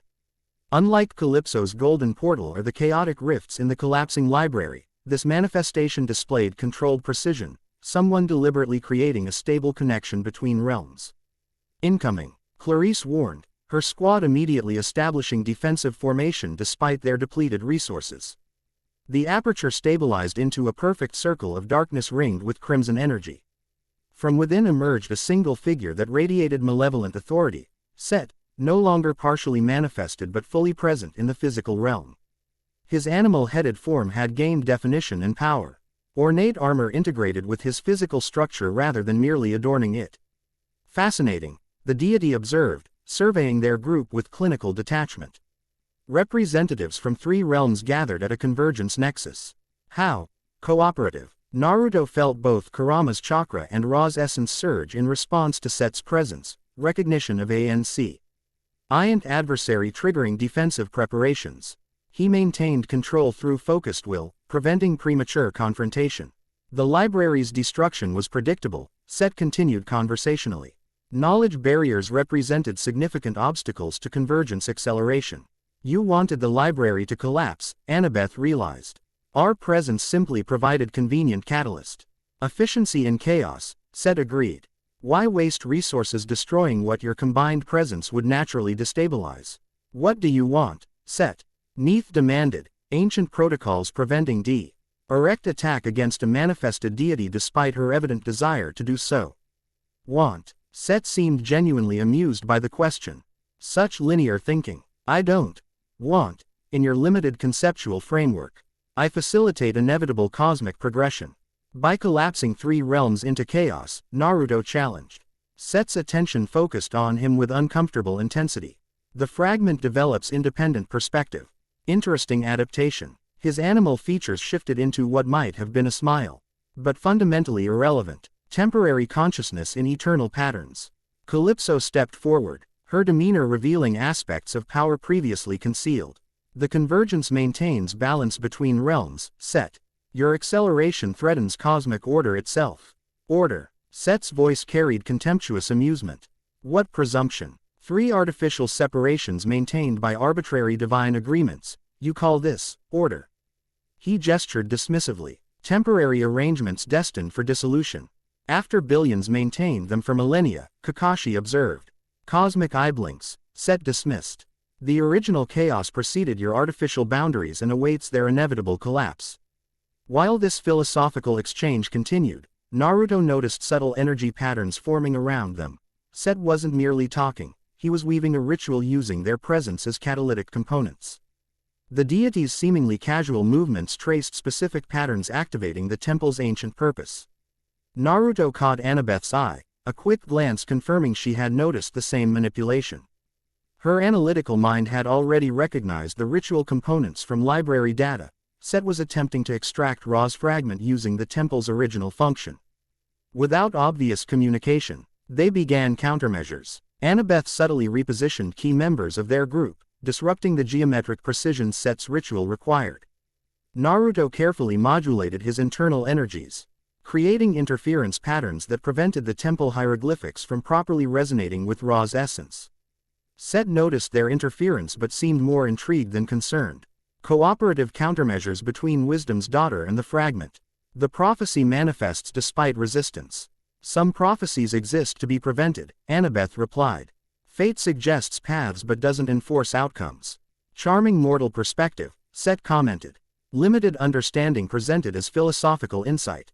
The deity raised one hand, summoning a staff that materialized from swirling crimson energy. Observe actual insight. He struck the staff against the temple floor, activating dormant hieroglyphics that illuminated in sequence across the entire complex. Stone beneath them trembled as ancient mechanisms awakened, the temple itself transforming from ruins into functioning magical apparatus. The division catalyst activates, Neith recognized with alarm. He's using the temple's original purpose. Designed to safely separate divine essence, Calypso added. But without proper preparation, it will extract Ra's fragment regardless of survival probability, Annabeth completed grimly. Naruto felt the temple's magic targeting him specifically, ancient symbols recognizing and connecting with the divine essence he carried. The hieroglyphics that had previously manifested across his skin reappeared, glowing with increasing intensity as the temple established resonance. The fragment returns to appropriate dimensional alignment, Set announced. Temporary vessel releases divine essence for proper reintegration. Proper meaning under your control, Naruto challenged through gritted teeth, fighting the extraction process. Kurama's chakra instinctively formed protective barrier around Ra's essence, the two energies cooperating against external threat. Control implies separation, Set corrected. I offer integration into original Chao's, the true divine state before artificial boundaries. The extraction ritual intensified, golden energy visibly pulling from Naruto's form. Pain seared through his consciousness as Ra's fragment separating from his integrated identity, not cleanly but tearing connections established over 17 years of coexistence.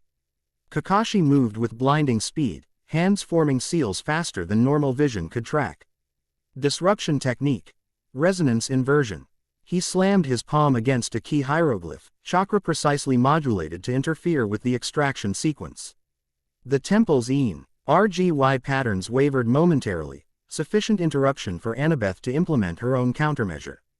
She activated sequences on her tablet, projecting Greek symbols that created mathematical interference with the Egyptian patterns.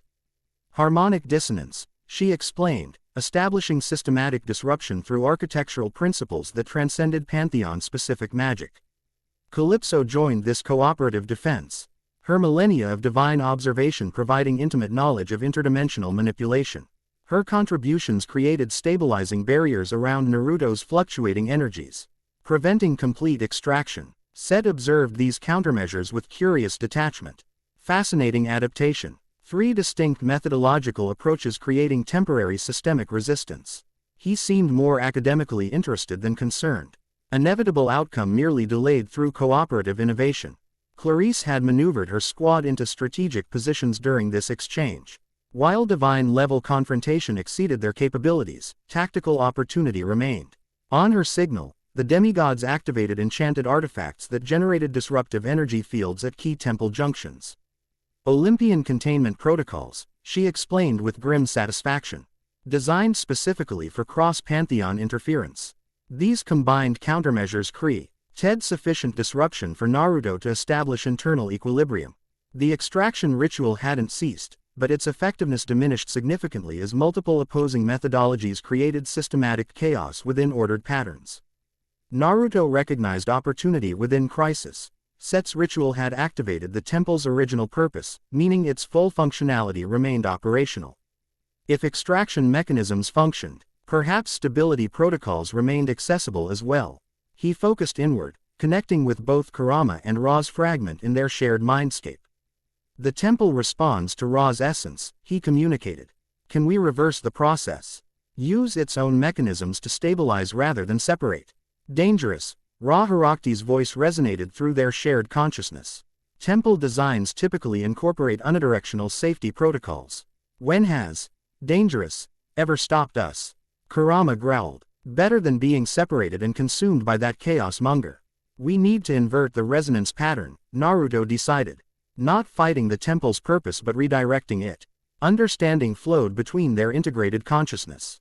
Naruto returned his awareness to physical reality, where Set continued methodically strengthening the extraction ritual despite ongoing interference. Annabeth, Naruto called, maintaining focus through increasing strain. The temple's hieroglyphs follow mathematical progression. If we invert the sequence, her analytical mind immediately grasped implications. Reverse the extraction polarity. Theoretically possible but requires simultaneous modification of 17 key nodal points. We have 17 people, Kakashi observed, quickly counting their combined group. And approximately 40 seconds before re-extraction completes regardless of interference, Calypso added, monitoring energy patterns with ancient expertise. Set finally displayed genuine concern as he recognized their strategy. Inadequate understanding of primal forces. He warned, ritual inversion creates cascade effects beyond mortal comprehension. Maybe for one mortal, Naruto acknowledged. But we're not exactly average individuals. Annabeth rapidly assigned positions, her tablet displaying specific hieroglyphic modifications required at each nodal point. The demigod squad, Kakashi, Neith, and Calypso moved with coordinated precision despite their diverse backgrounds, crisis creating unified purpose transcending cultural differences. Simultaneous modification on my mark, Annabeth instructed, establishing countdown sequence. 3. Set intensified his ritual, crimson energy surging through temple systems. Foolish resistance accelerates chaotic dissolution. 2. Naruto channeled harmonized energy Hero his entire network, Kurama's chakra and Ra's essence flowing in synchronized patterns rather than competing currents. 1. Each participant positioned at assigned nodes, preparations complete despite Set's increasingly desperate countermeasures. Mark. 17 simultaneous modifications inverted the temple's energy flow, extraction mechanisms reversing to reinforcement protocols. G. Olden light surged through ancient channels, redirecting from separation to integration. Set roared with genuine anger as his ritual collapsed, the carefully manipulated chaos patterns disrupted beyond recovery. The temple responded to this inversion with unexpected enthusiasm, dormant systems activating throughout the complex as original functionality restored after millennia of dormancy. What have you done? Set demanded as crimson energy dissipated from his manifested form. Cooperative innovation, Naruto replied, feeling the temple's energy harmonizing with his internal balance rather than disrupting it. Something chaos apparently didn't anticipate. The inverted ritual created cascading effects throughout the temple complex.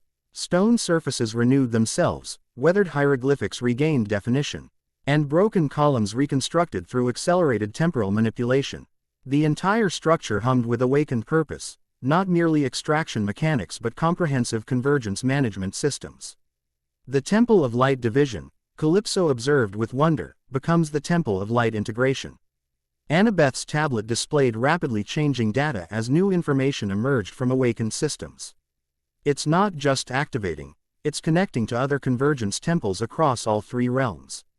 Creating a stabilization network. Set's manifestation flicker. As the temple's renewed purpose directly countered his chaotic presence. Temporary obstruction, he snarled, dignity abandoned in genuine frustration. The convergence proceeds regardless of localized stability. But not under your control, Neith noted with satisfaction. Balanced convergence rather than chaotic collapse. The deity's form continued deteriorating as temple energies CED dimensional boundaries while maintaining controlled permeability. Before disappearing entirely, Set fixed Naruto with malevolent focus. The fragment demonstrates unexpected adaptation potential, he acknowledged. Remember this moment when full alignment comes. When stars align across three skies, no temple mechanism will prevent inevitable reunion. His manifestation collapsed into swirling crimson sand that dispersed against natural air currents before vanishing entirely.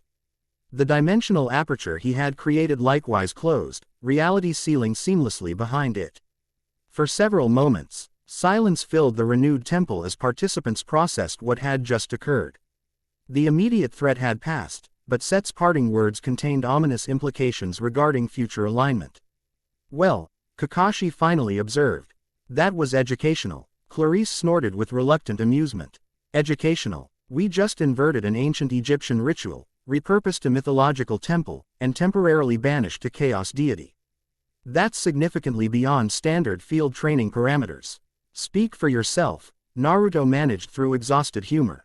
Tuesday's looking pretty normal from where I'm standing. This unexpected levity broke post-crisis tension, creating momentary connection through shared experience despite their diverse backgrounds. Even Neith displayed subtle appreciation for the sentiment, her customary reserve softening fractionally. Annabeth, however, remained focused on tactical assessment. Set withdrew, but gained critical information about our capabilities and limitations. Tactical adjustment guaranteed before next encounter. Agreed, Kakashi nodded. His approach seemed experimental, testing response patterns rather than committing full resources. Which implies significantly greater capabilities in reserve, Calypso added grimly. The renewed temple continued humming with activated energy, hieroglyphics glowing with soft golden light as ancient systems established connections across realms. Naruto felt these connections through Ra's essence, distant awakening of similar structures responding to the integration pattern they had established. Something's happening, he reported. I can feel other temples activating, dozens across different realms. Annabeth consulted her tablet, which displayed real-time data from the integration network. The convergence temples are creating a stability lattice, maintaining dimensional boundaries while allowing controlled interaction.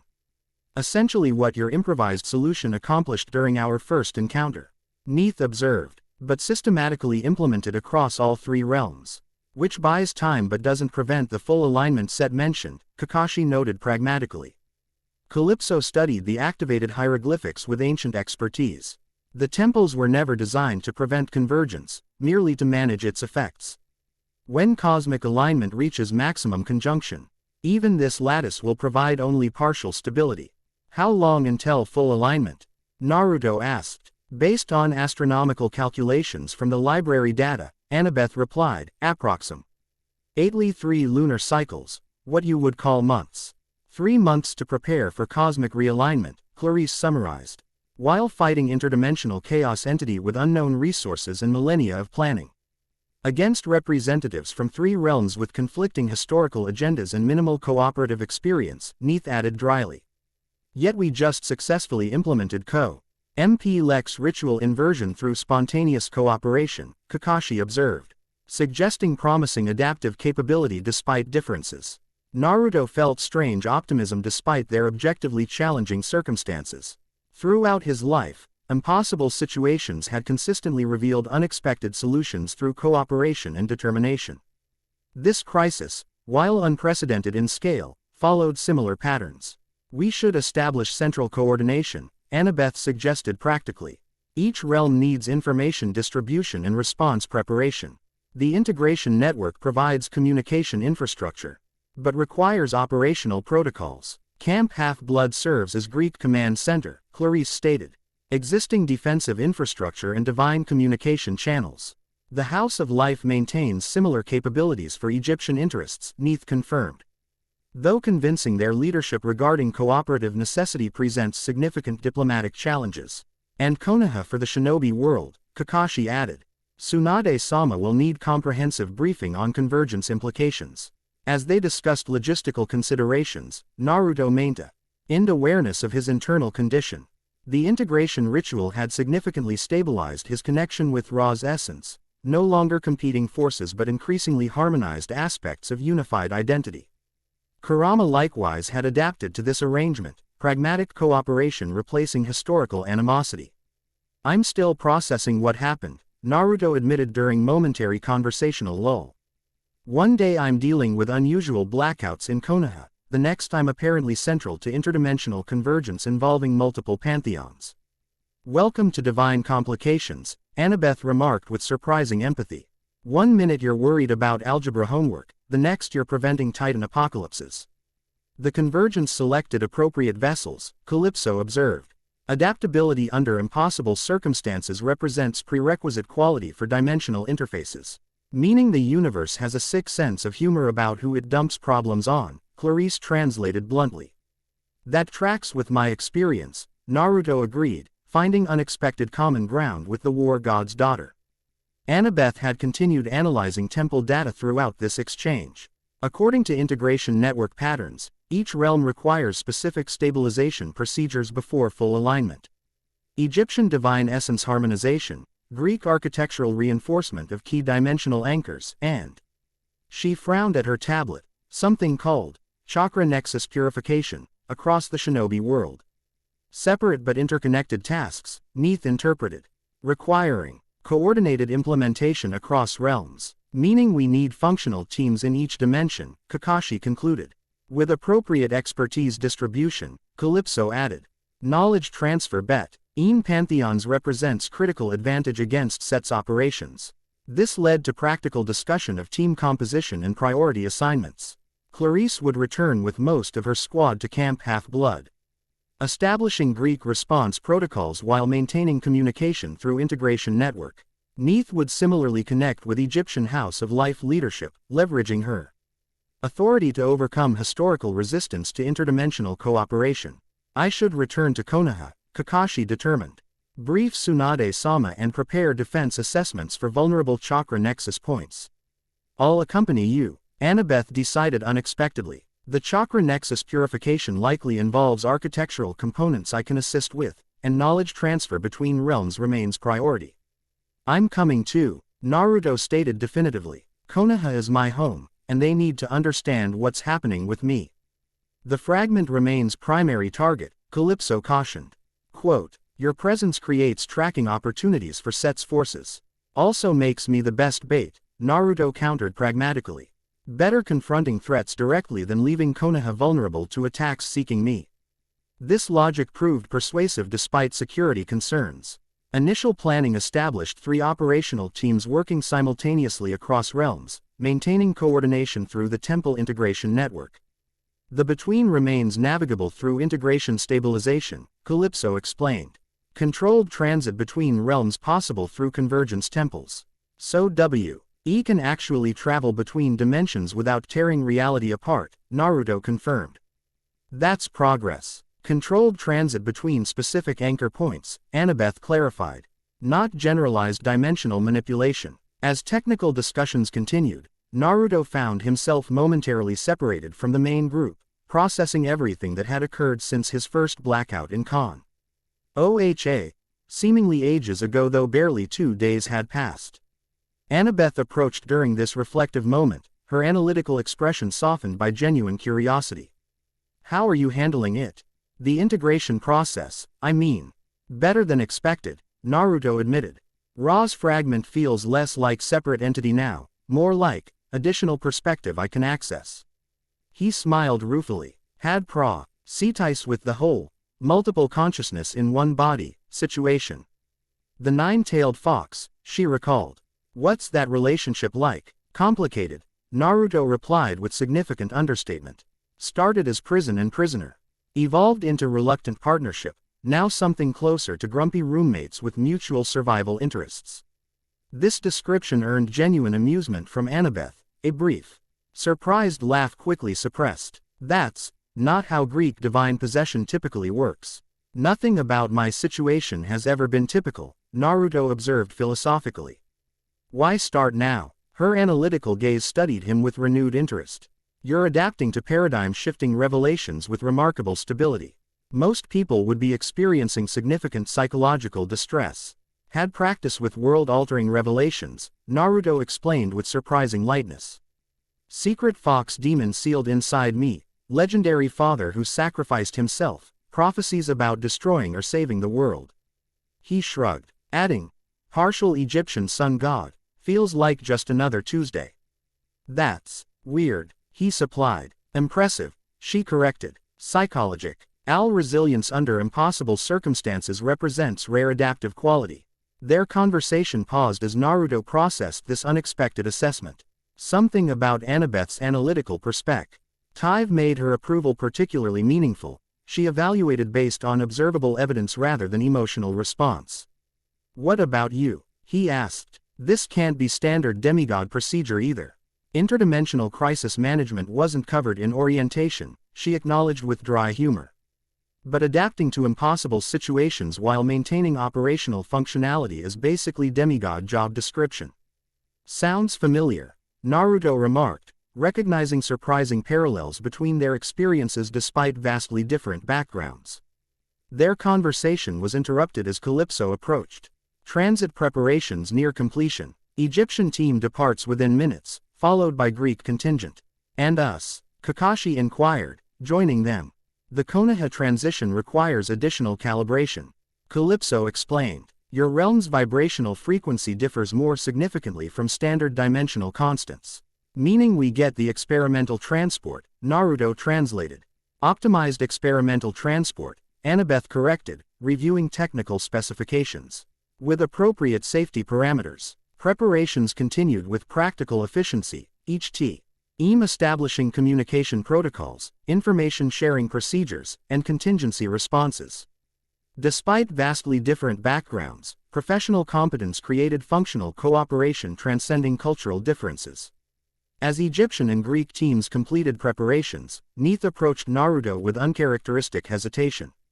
The fragment, she began formally. Naruto, he corrected gently. Just Naruto is fine, she acknowledged this with slight nod.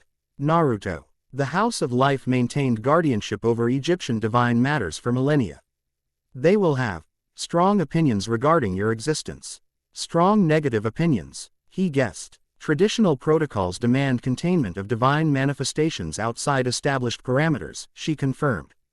I will advocate for cooperative approach based on observed effectiveness, but resistance remains likely. Politics, Naruto sighed. Some things are universal across dimensions. Indeed, surprising warmth entered her typically formal demeanor. You have demonstrated remarkable adaptation capability. Continue trusting your integrated instincts. This unexpected vote of confidence carried significant meaning. Coming from someone traditionally tasked with containing divine anomalies. Before Naruto could properly respond, Neith had rejoined her departure group. The Egyptian team activated their transporter. Tion circle first, hieroglyphics illuminating in precise sequence before creating controlled dimensional aperture. Unlike Set's crimson-tinged portal or the chaotic library extraction, this transition appeared stable and methodically established. Neith's group disappeared in momentary flash of golden light, the portal closing seamlessly behind them. Greek team departs in 3 minutes, Calypso announced. Konoha transit follows approximately 17 minutes later, after calibration adjustments. Clarice approached their group before departure, her typically aggressive demeanor tempered by professional assessment. Interdimensional cooperation remains tentative, she stated directly. Olympian Council historically resists external alliances. Expect significant diplomatic resistance. Set's threat transcends historical boundaries, Kakashi observed. Practical necessity may overcome traditional reluctance. Gods rarely prioritize practicality over tradition, Clarice replied with cynical experience. Prepare contingencies assuming limited official support. Encouraging, Naruto remarked dryly. Realistic, Clarice corrected without humor. Unofficial resources remain available through demigod networks. She focused on Annabeth. Chase. Regular communication through integration network. Operational updates at 6-hour intervals. Established, Annabeth confirmed professionally. Their earlier tension replaced by practical cooperation. The Greek team departed through their own portal, mathematical precision replacing Egyptian mysticism but achieving identical interdimensional transit. The temple fell temporarily quiet as Calypso recalibrated transportation parameters for the final group. Konoha presents unique dimensional characteristics, she explained while working. The chakra system permeating your realm creates distinct vibrational frequency requiring specialized transit calculations. Will the integration network function properly there? Annabeth asked. Professional curiosity evident. Theoretical models suggest compatibility once properly calibrated, Calypso replied. Your realm's energy system represents fascinating hybrid of spiritua and physical principles found separately in other dimensions. Chakra developed as survival adaptation during previous convergence period, Kakashi theorized, connecting historical fragments. Express, laning certain architectural and symbolic similarities between our cultures. Naruto listened to this technical discussion with growing understanding. Ra's integrated memories provided historical text unavailable to his normal consciousness, ancient interactions between realms during previous cosmic alignments that had shaped development across dimensions. The worlds were connected before, he realized aloud. Not separated completely but synchronized differently. Precisely, Calypso confirmed. The convergence represents not unprecedented cosmic aberration but cyclical realignment of natural order. With Set attempting to manipulate natural process for chaotic advantage, Annabeth added. Which requires counterbalance through similarly coordinated effort across realms, Kakashi concluded. Calypso completed calibration procedures, activating the final transportation circle. Symbols combining all three writing systems illuminated in complex patterns around the designated area. Transit stability confirmed, she announced. Elemental nations connectivity established through chakra resonance patterns. You're not coming with us? Naruto asked, noticing she remained outside the activation circle. My obligations extend beyond single realm concerns, Calypso explained. The integration network requires maintenance across multiple dimensional anchor points. I serve, better as coordinator than field operative. But you're free from your island now, Annabeth noted with surprising empathy. You could choose your own path. Calypso's expression revealed complex emotions beneath her composed exterior. Freedom manifests through chosen purpose rather than absence of responsibility. Her ancient eyes reflected millennia of accumulated wisdom. I choose this tie with full awareness of its implications. Something in her demeanor suggested deeper motivations than merely practical considerations, but circumstances prevented further exploration of her reasoning. 30 seconds to activation, she announced, returning to technical procedures. Maintain physical contact during transition to prevent separation in dimensional interface. Their small group positioned themselves within the designated area, Kakashi, Annabeth, and Naruto forming triangular formation as instructed. The temple hummed with increasing energy as activation sequence initiated. This integration network you've established creates unprecedented opportunity, Calypso told them as energy built toward transition threshold. Not merely crisis response but potential reunification of knowledge separated for millennia. Assuming we survive the immediate apocalyptic threat, Kakashi noted pragmatically. Survival represents prerequisite for historical academic consideration. Calypso acknowledged with unexpected humor. Transit initiates in 5 seconds. Prepare for momentary consciousness disruption. The transportation circle reached full activation, surrounding them with brilliant multicolored energy.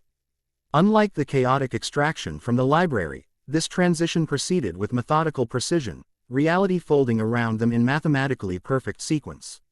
Naruto's last glimpse before dimensional transition showed Calypso raising her hand in formal farewell, ancient eyes revealing genuine hope beneath ceremonial composure. Then reality itself compressed into singular point of impossible geometry before expanding outward into new configuration. Transition completed with disorienting abruptness. Desert temple replaced by familiar forest clearing on Konoha's outskirts. Dawn light filtered through ancient trees as birds continued normal songs, completely unperturbed by interdimensional travelers suddenly manifesting in their territory. Home, Naruto breathed, recognizing the distinctive scent of fire country forests. After everything that had happened, the sheer normality of their surroundings seemed almost surreal. Successful transit, Kakashi confirmed. Sharingan scanning their surroundings before deactivating to conserve chakra. Approximately 2 kilometers from village perimeter. Annabeth surveyed their location with analytical precision. Tablet recording environmental data. Dimensional transition complete with 97% stability metrics. Integration network connection established through local chakra patterns. Matter-of-fact competence in completely unfamiliar surroundings impressed Naruto.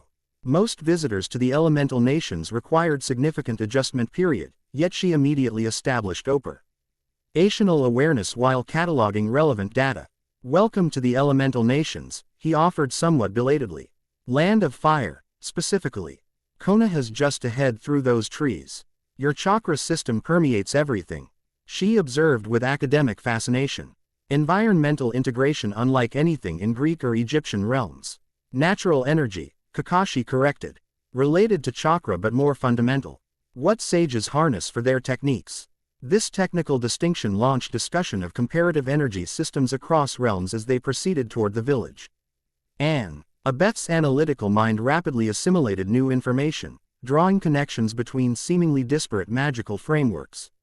Architectural implementation differs, but underlying mathematical principles show remarkable consistency, she observed, suggesting common origin despite divergent development paths. Supporting the convergence cycle theory, Kakashi agreed. Previous alignments influenced all 3 realms despite subsequent separation. As they approached Konoha's main gate, Naruto felt strange disconnection between the normalcy of his surroundings and the extraordinary events of recent days. Part of him had half expected the village to have somehow transformed during his absence, yet everything remained exactly as he remembered. The Chunin guards at the gate recognized them immediately. Professional composure momentarily disrupted by Naruto's unexpected return accompanied by an unknown foreign visitor. Kakashi-san, Naruto, Azumo called out. The Hokage has stand-in. Orders for your immediate report upon return. Expected, Kakashi replied smoothly. Our guest has diplomatic authorization for village access. Kotetsu studied Annabeth with professional assessment barely concealing curiosity. Foreign visitors remained uncommon enough to generate interest, particularly those arriving with high-ranking shinobi. Standard protocols require visitor registration and escort, he reminded them. Consider this an S-rank exception, Kakashi countered mildly, producing authorization codes that technically exceeded gate guard clearance levels. This administrative shortcut raised Annabeth's estimation of Kakashi's pragmatic efficiency. Impressive bureaucratic navigation, she remarked once they had cleared the gate procedures. Procedural flexibility represents essential shinobi skill, he replied with characteristic understatement. As they proceeded through Konoha's streets toward the Hokage Tower, Naruto observed his home through fresh perspective. Ra's ancient memories provided contrasting architectural assessment of the village design, while his own newly integrated awareness detected subtle energy patterns previously beyond his perception. Quote, your civilization implements chakra into fundamental infrastructure, Annabeth observed, confirming his own realization. Building materials, street layouts, even water distribution systems contain energy channeling components. Security and functionality, Kakashi explained. Village design incorporates defensive systems and sustainability measures through integrated chakra networks. Explain. Why Konoha represents prime dimensional anchor point, she concluded. The entire settlement functions as stability nexus. Their analytical discussion paused as they entered the Hokage Tower, proceeding efficiently through security checkpoints with Kakashi's clearance. Minutes later, they stood before Tsunade's office doors, preparing for what promised to be a challenging explanation of recent events.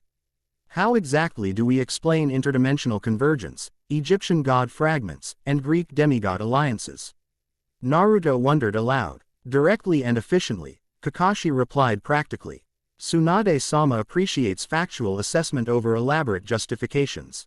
Begin with immediate security implications, Annabeth suggested. Establish critical threat parameters before expanding into theoretical frameworks. Naruto nodded agreement as Kakashi knocked on the Hokage's door. Whatever complications awaited, they would face them together, representatives of three realms united by common purpose despite their differences. The journey had only begun, but already demonstrated that cooperation across traditionally separated worlds could achieve what isolated efforts could not. As they entered Tsunade's office to begin the next phase of their unprecedented alliance, Naruto felt cautious optimism despite the enormous challenges ahead. The sun rose higher over Konoha, its GHT connecting this realm with every other under its influence, a subtle reminder of the fundamental unity underlying apparent separation. Whatever set planned for the coming alignment, he would face resistance not from fragmented, isolated opponents but from worlds beginning to remember their ancient connections. Chapter 2 End Chapter 3, Desert Trials. Heat shimmered across endless dunes as figures trudged through the merciless Egyptian desert.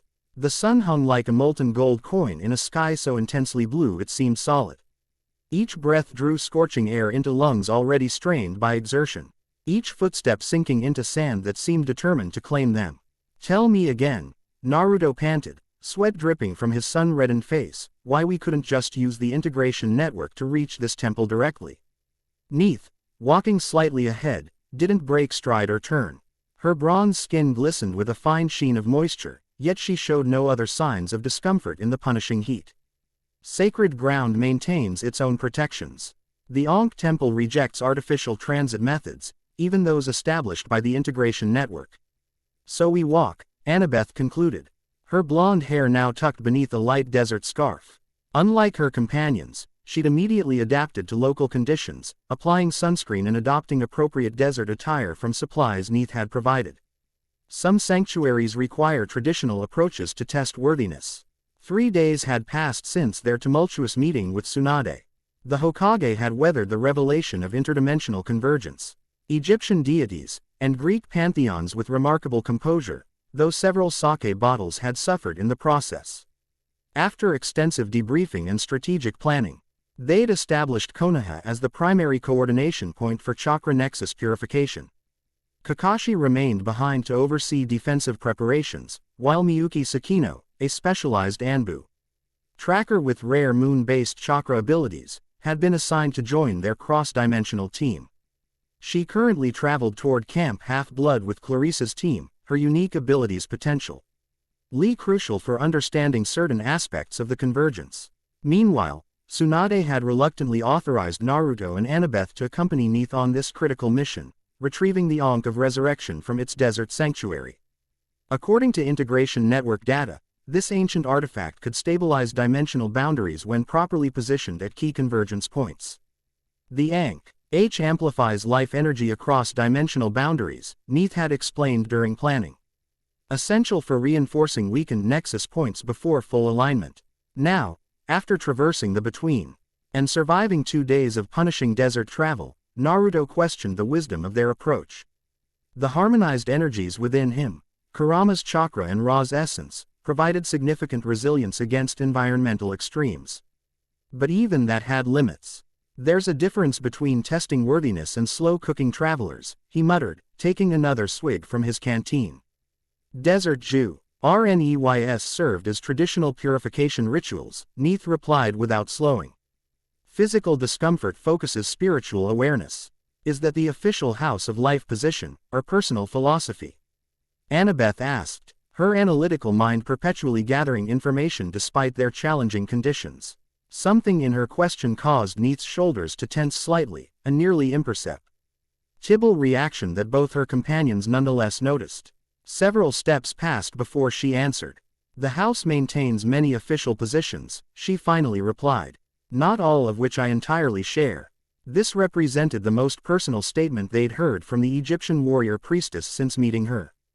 Despite fighting alongside them and traveling together for days, Neith maintained professional distance, cooperative but reserved, sharing technical information freely while revealing virtually nothing about herself. You mentioned the house had strong opinions, about my existence, Naruto prompted. Seizing the rare opening. What exactly does that mean? Neith maintained silence long enough that he thought she might not answer. When she finally spoke, her voice carried unusual hesitation. The House of Life follows ancient protocols regarding divine manifestations outside established parameters. For over 3,000 years, we've contained or eliminated threats to cosmic balance. And I qualify as a threat? Naruto asked, though he already suspected the answer. A human vessel containing both chakra beast and divine fragment represents unprecedented classification, she confirmed. Traditional protocols would demand immediate containment. Containment meaning imprisonment or elimination, Annabeth translated bluntly. Yes. Neith finally stopped walking, turning to face them directly. For most of my existence, I served the house as divinity hunter, tasked with tracking and containing unauthorized divine manifestations in the mortal realm. The term hung in the superheated air between them. Naruto processed this revelation with surprising calmness, another potential entity who had been assigned to view him as target rather than person. The Pattern had grown wearily familiar throughout his life. So you were sent to capture me, he concluded without rancor. Initially, Neith acknowledged, reports of anomalous divine energy signatures I.N.A. previously sealed realm triggered standard protocols. I was dispatched to investigate and contain the source. What changed? Annabeth asked perceptively. Neith's expression shifted subtly. Professor. Echelonal detachment briefly replaced by something more complex. I observed before engaging. Standard procedure. What I witnessed contradicted containment classification parameters. Meaning, you stabilized convergence through intuitive adaptation rather than destructive chaos, she explained, focusing on Naruto. Divine fragments typically manifest as destabilizing forces when improperly contained. Your integrated response demonstrated unprecedented harmonization capacity. So I passed your test, Naruto interpreted. You defied classification, Neith corrected, necessitating revised assessment, and putting you at odds with your employers, Annabeth concluded astutely. Explaining your diplomatic concerns about the house's reaction. Neith inclined her head slightly in acknowledgement. 3,000 years of established protocols do not accommodate exceptions easily. My recommendation for cooperative alliance rather than containment represents procedural irregularity. The understatement carried clear implications. Neith had potentially compromised her standing within her organization by advocating for Naruto's autonomous agency rather than traditional containment. Thank you, Naruto said simply, for seeing me as more than just a fragment container. Something in Neith's expression softened fractionally. The convergence changes established parameters for all involved. Without further explanation, she resumed walking, gesturing toward a distant shimmer on the horizon. The Ankh temple approaches. We should reach the outer sanctum by nightfall. They continued their arduous journey through the afternoon heat. Conversation lapsed as they conserved energy, though Naruto found his mind actively processing Neith's revelations. 3,000 years, she had said. The casualness with which she referenced millennia of existence suggested something beyond normal human lifespan. You're not exactly a regular house employee, are you? He finally asked, when they paused briefly in the shadow of a massive rock formation. Neith studied him with those ancient eyes that had seen civilizations rise and fall. Perceptive observation. She took a measured sip from her canteen before continuing. I am Neith Sockmet, first hunter of the House of Life, awakened from suspended animation when divine signatures breach established containment parameters. Quote, you're an immortal operative kept in magical stasis between missions, Annabeth translated, professional respect evident in her tone. Essentially a specialized agent activated only for specific threat classifications. Correct, Neith confirmed. My existence serves specific purpose within house operational structures. I awaken, I hunt, I contain. When mission completes, I return to suspended animation until next required. The matter-of-fact description of such an existence struck Naruto as profoundly lonely. That sounds efficient, Neith supplied when he hesitated. Isolated, he corrected gently. Something flickered in her expression, surprise at his perspective rather than the expected judgment of her function. Purpose provides sufficient meaning, she replied, though her tone held less conviction than her words. Does the House of Life have many like you? Annabeth asked, gathering information with characteristic thoroughness. I am the last, Neith replied simply. Others were lost during previous convergence periods or cosmic conflicts. This revelation hung between them as they resumed their journey, lending new context to Neith's reserved demeanor and professional dedication. She wasn't merely an agent of an ancient organization but potentially the last of her kind, a specialized immortal operative whose entire existence revolved around a singular purpose. As the merciless sun began its descent toward the western horizon, the distant shimmer Neith had identified resolved into discernible structure, massive stone pylons rising from the desert floor like the bones of a forgotten titan. Unlike the relatively intact temples they had encountered previously, this complex appeared deliberately fragmented, whole sections seemingly removed from reality itself, creating impossible architectural gaps that somehow maintained structural integrity. The Ankh Temple exists simultaneously across multiple dimensional planes, Neith explained as they approached. What appears as physical absence actually represents sections manifesting in alternate realms. Quantum architecture, Annabeth identified with professional fascination. The structure maintains consistent existence by distributing its physical manifestation across multiple probability states. That explains the transit restrictions, Naruto realized. You can't directly teleport into something that isn't fully in one place. Precisely, Neith confirmed. The temple's fragmented nature provides security against unauthorized access while symbolizing the artifact's function, bridging life energy across dimensional boundaries. Quote, as night approached, the temperature dropped with desert swiftness, scorching heat giving way to penetrating chill within hours. They established camp within sight of the temple entrance but maintained respectful distance from its sacred boundaries. Neith created fire through methods that seemed simultaneously magical and practical, hieroglyphs traced in sand that ignited without consuming fuel, providing heat without smoke. We enter at dawn, she informed them while preparing simple provisions. The Ankh Temple accepts visitors only during Ra's ascension. Symbolically appropriate, Annabeth observed, organizing her notes from the day's journey. Solar alignment representing life energy amplification. Naruto contributed to camp preparations automatically, his mind processing everything they had learned while reconciling the integrated energies within him. Since leaving Konoha, both Kurama's chakra and Ra's essence had responded different Why to this environment? The desert somehow amplifying the divine fragment while muting the fox's natural influence.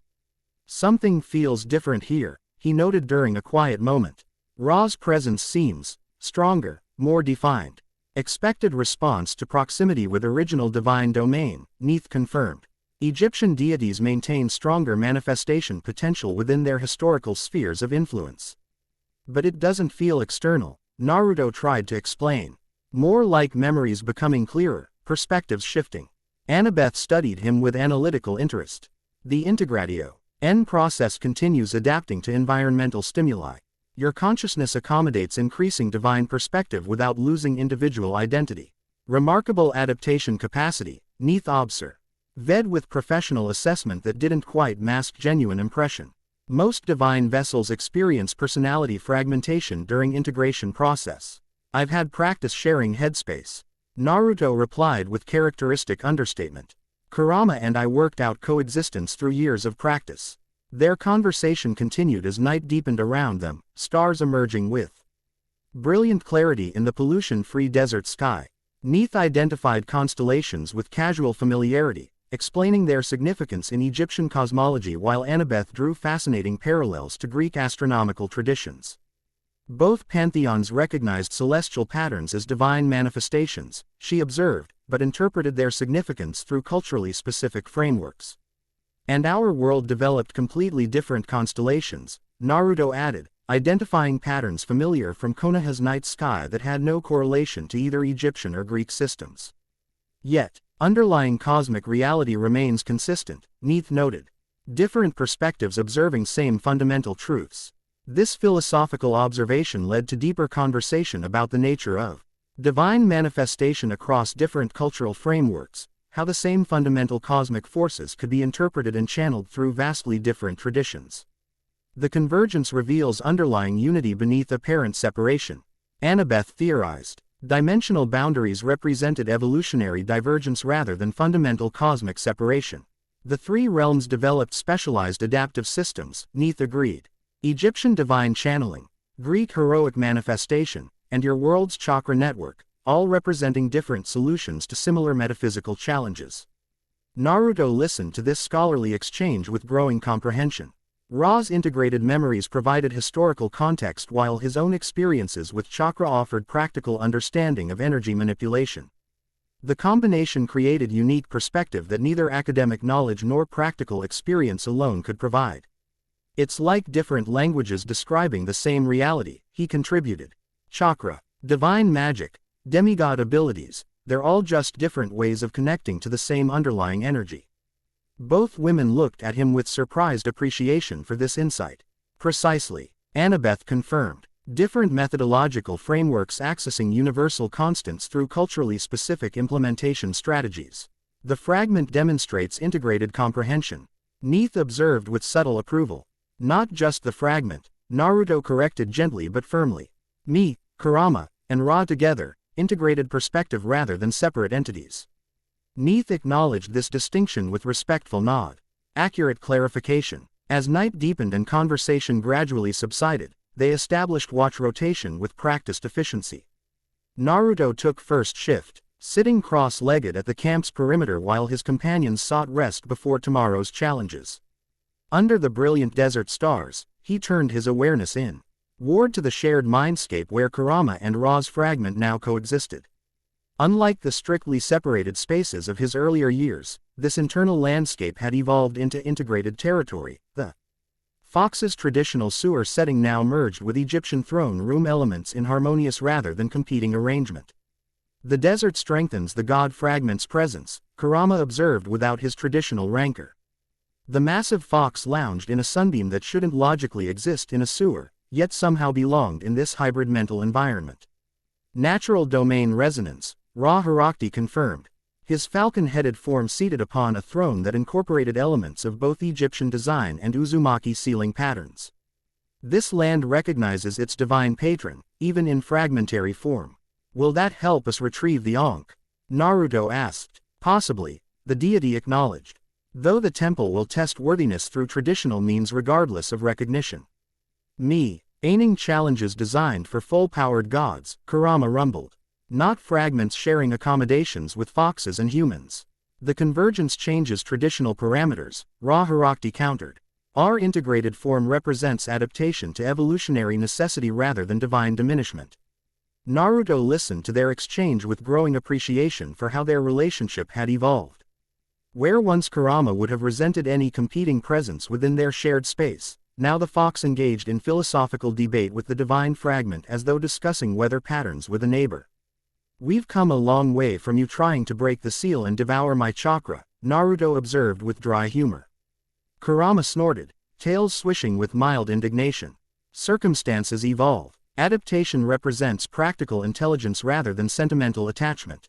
Of course, Naruto agreed, not bothering to hide his amusement at the fox's perpetual reluctance to acknowledge their genuine partnership. Ra Hirakti observed their exchange with ancient wisdom reflected in golden eyes. The strength of this vessel has always been integration rather than domination, Findi. In harmony between seemingly incompatible forces.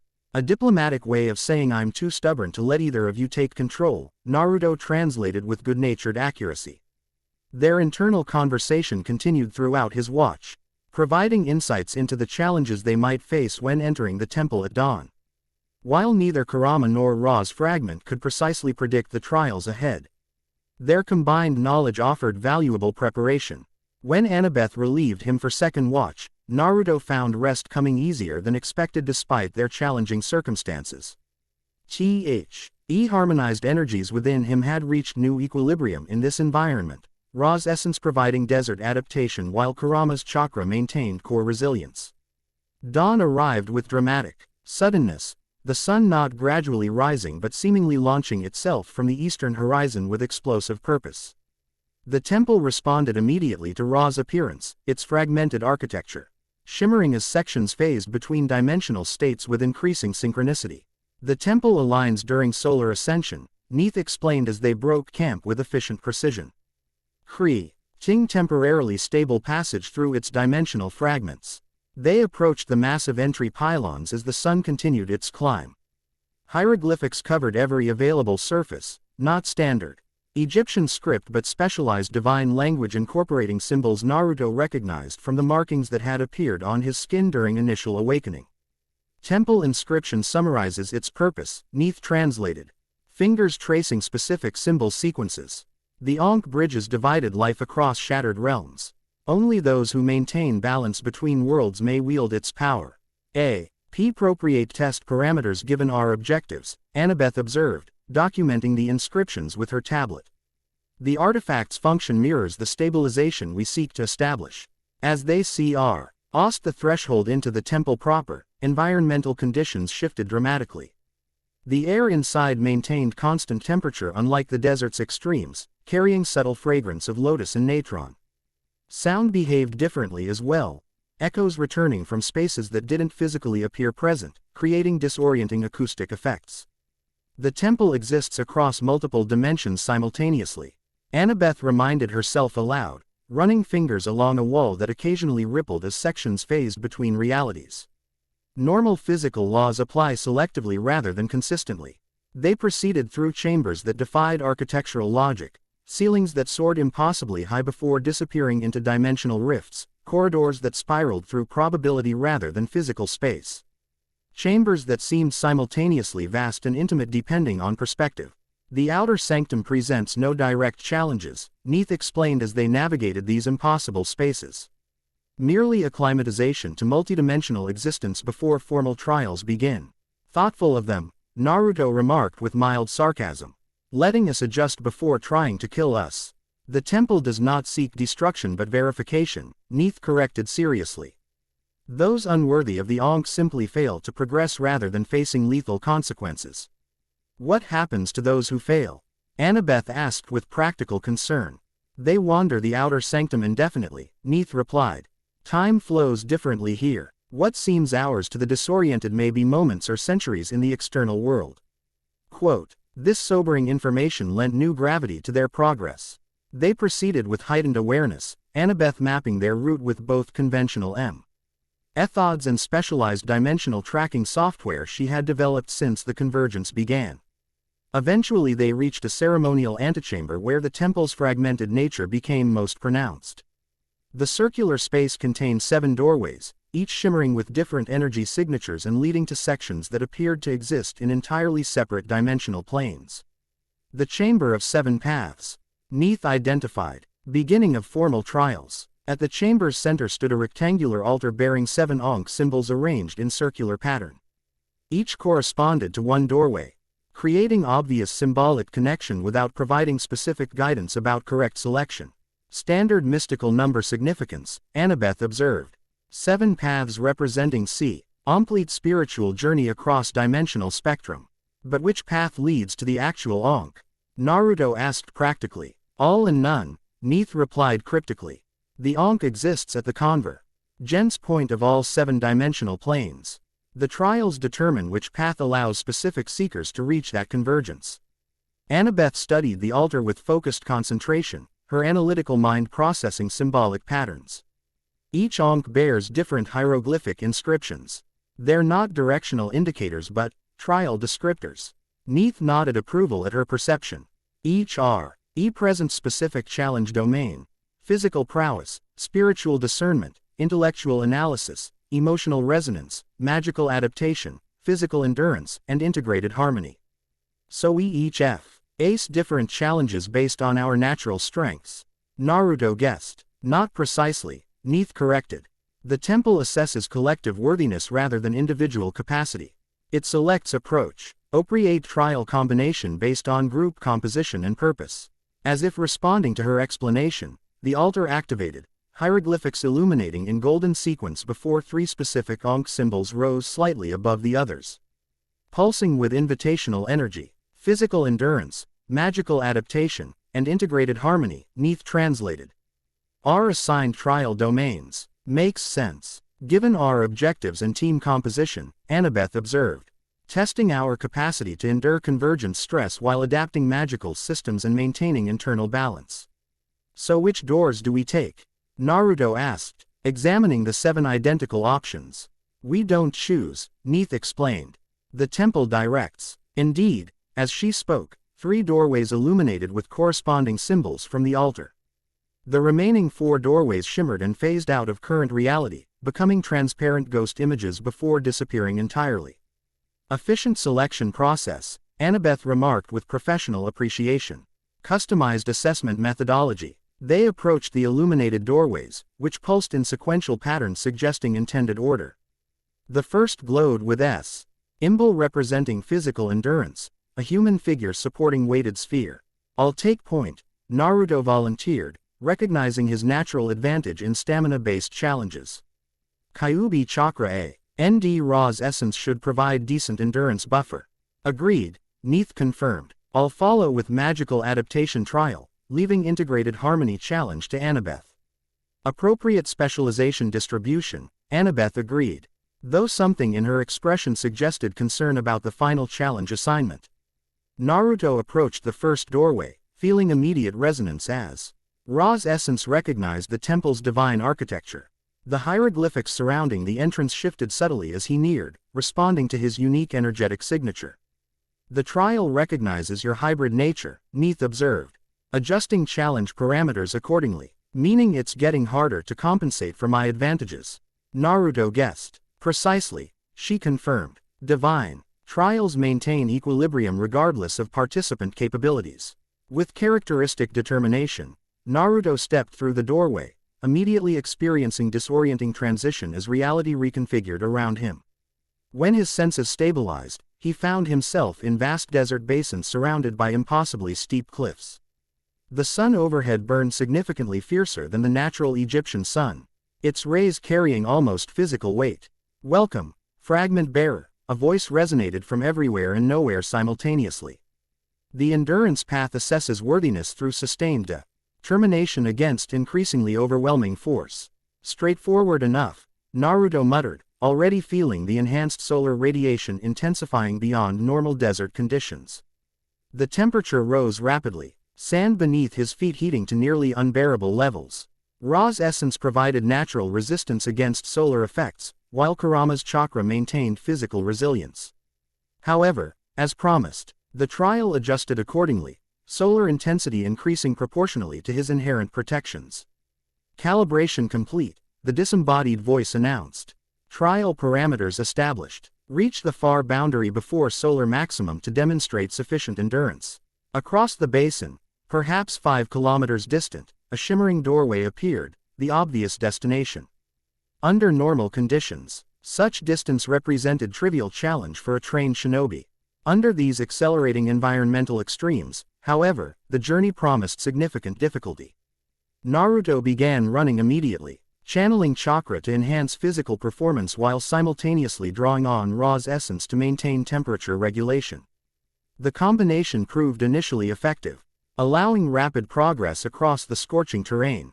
However, the trial adapted with concerning intelligence, solar radiation intensifying specifically to counter his protective measures.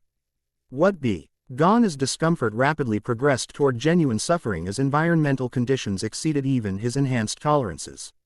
Really turning up the heat, Naruto gasped as superheated air seared his lungs. Sweat evaporated instantly from his skin, creating dangerous dehydration despite internal regulatory efforts. Within his mindscape, Kurama and Ra Hirakti coordinated countermeasures, the F. Ox channeling chakra toward physical preservation while the divine fragment established solar radiation filtering through adapted dimensional barriers. Their cooperation demonstrated remarkable evolute ion from earlier competitive positioning. The trial assesses not merely physical capability but adaptive response under progressive stress, Ra Hirakti observed. Conservation rather than resistance represents optimal strategy. Understanding this insight, Naruto modified his approach, establishing rhythmic progress that prioritized efficiency over speed. Rather than directly countering environmental extremes through power expenditure, he adapted movement patterns to minimize exposure while maintaining consistent advance. The solar intensity continued increasing to nearly hallucinogenic levels, heat mirages distorting perception while radiation effects created sensory disruptions. Despite these challenges, Naruto maintained forward momentum through disciplined focus and integrated energy management. Halfway across the basin, the trial introduced new elements, gravitational distortions that made each step require exponentially greater effort. What began as normal movement became like trudging through invisible mud, then quicksand, then solid stone. Physical laws shouldn't work this way, Naruto gasped, each step now requiring focused concentration and significant energy expenditure. Divine trials transcend conventional physical limitations, Raharakti reminded him. Symbolic challenges rather than strictly material obstacles. Understanding bloomed through their integrated consciousness. This wasn't merely physical endurance test but symbolic representation of persistence against cosmic resistance. The gravitational distortion represented universal forces opposing G change rather than simple environmental extremes. With this realization, Naruto modified his approach again, no longer fighting against the gravitational distortion but working with it, establishing resonant movement patterns that utilized the resistance itself as stabilizing factor. Like expert swimmer using water's natural properties rather than struggling against them, he found efficiency within apparent opposition. Clever adaptation, the disembodied voice acknowledged, sounding simultaneously impressed and determined to increase difficulty. Trial parameters adjusting accordingly. He final kilometer introduced temporal distortion, subjective time stretching elastically so that each step seemed to require hours of sustained effort. Naruto's perception fragmented between objective reality and subjective experience, creating disorienting disconnection between intention and result. Lesser individuals might have surrendered to despair under such conditions, progress becoming seemingly impossible as time itself conspired against them. Naruto's defining characteristic, however, had always been unyielding determination regardless of circumstances. Nice try, he muttered through parched lips, establishing internal rhythms that bypassed temporal perception. But I've been defying impossible odds my entire life. Drawing on lifetime of experience persisting where others would surrender. He maintained forward momentum through sheer stubborn will, each excruciating step representing victory against universal resistance. The combined support of Kurama's resilience and Ra's cosmic perspective provided framework for this determination without replacing his fundamentally human persistence. After what seemed subjectively like days of continuous effort, Naruto reached the shimmering doorway just as the artificial sun reached zenith position. His body had been pushed beyond normal human tolerance, cellular damage accumulating faster than even his enhanced regeneration could repair. Sensory systems approaching complete overload. Endurance trial completed successfully, the disembodied voice announced with something approaching respect. Worthy progress acknowledged. The doorway activated as Naruto staggered through, reality reconfiguring around him once again. Environmental extremes immediately normalized as he found himself in circular chamber where his companions waited. Neath looking composed but watchful, Annabeth documenting observations on her tablet. You made it, Annabeth noted with evident relief. Temporal perception suggested you might have experienced subjective days despite objective minutes passing here. Felt like a week of continuous desert crossing, Naruto confirmed, gratefully accepting water from Neath.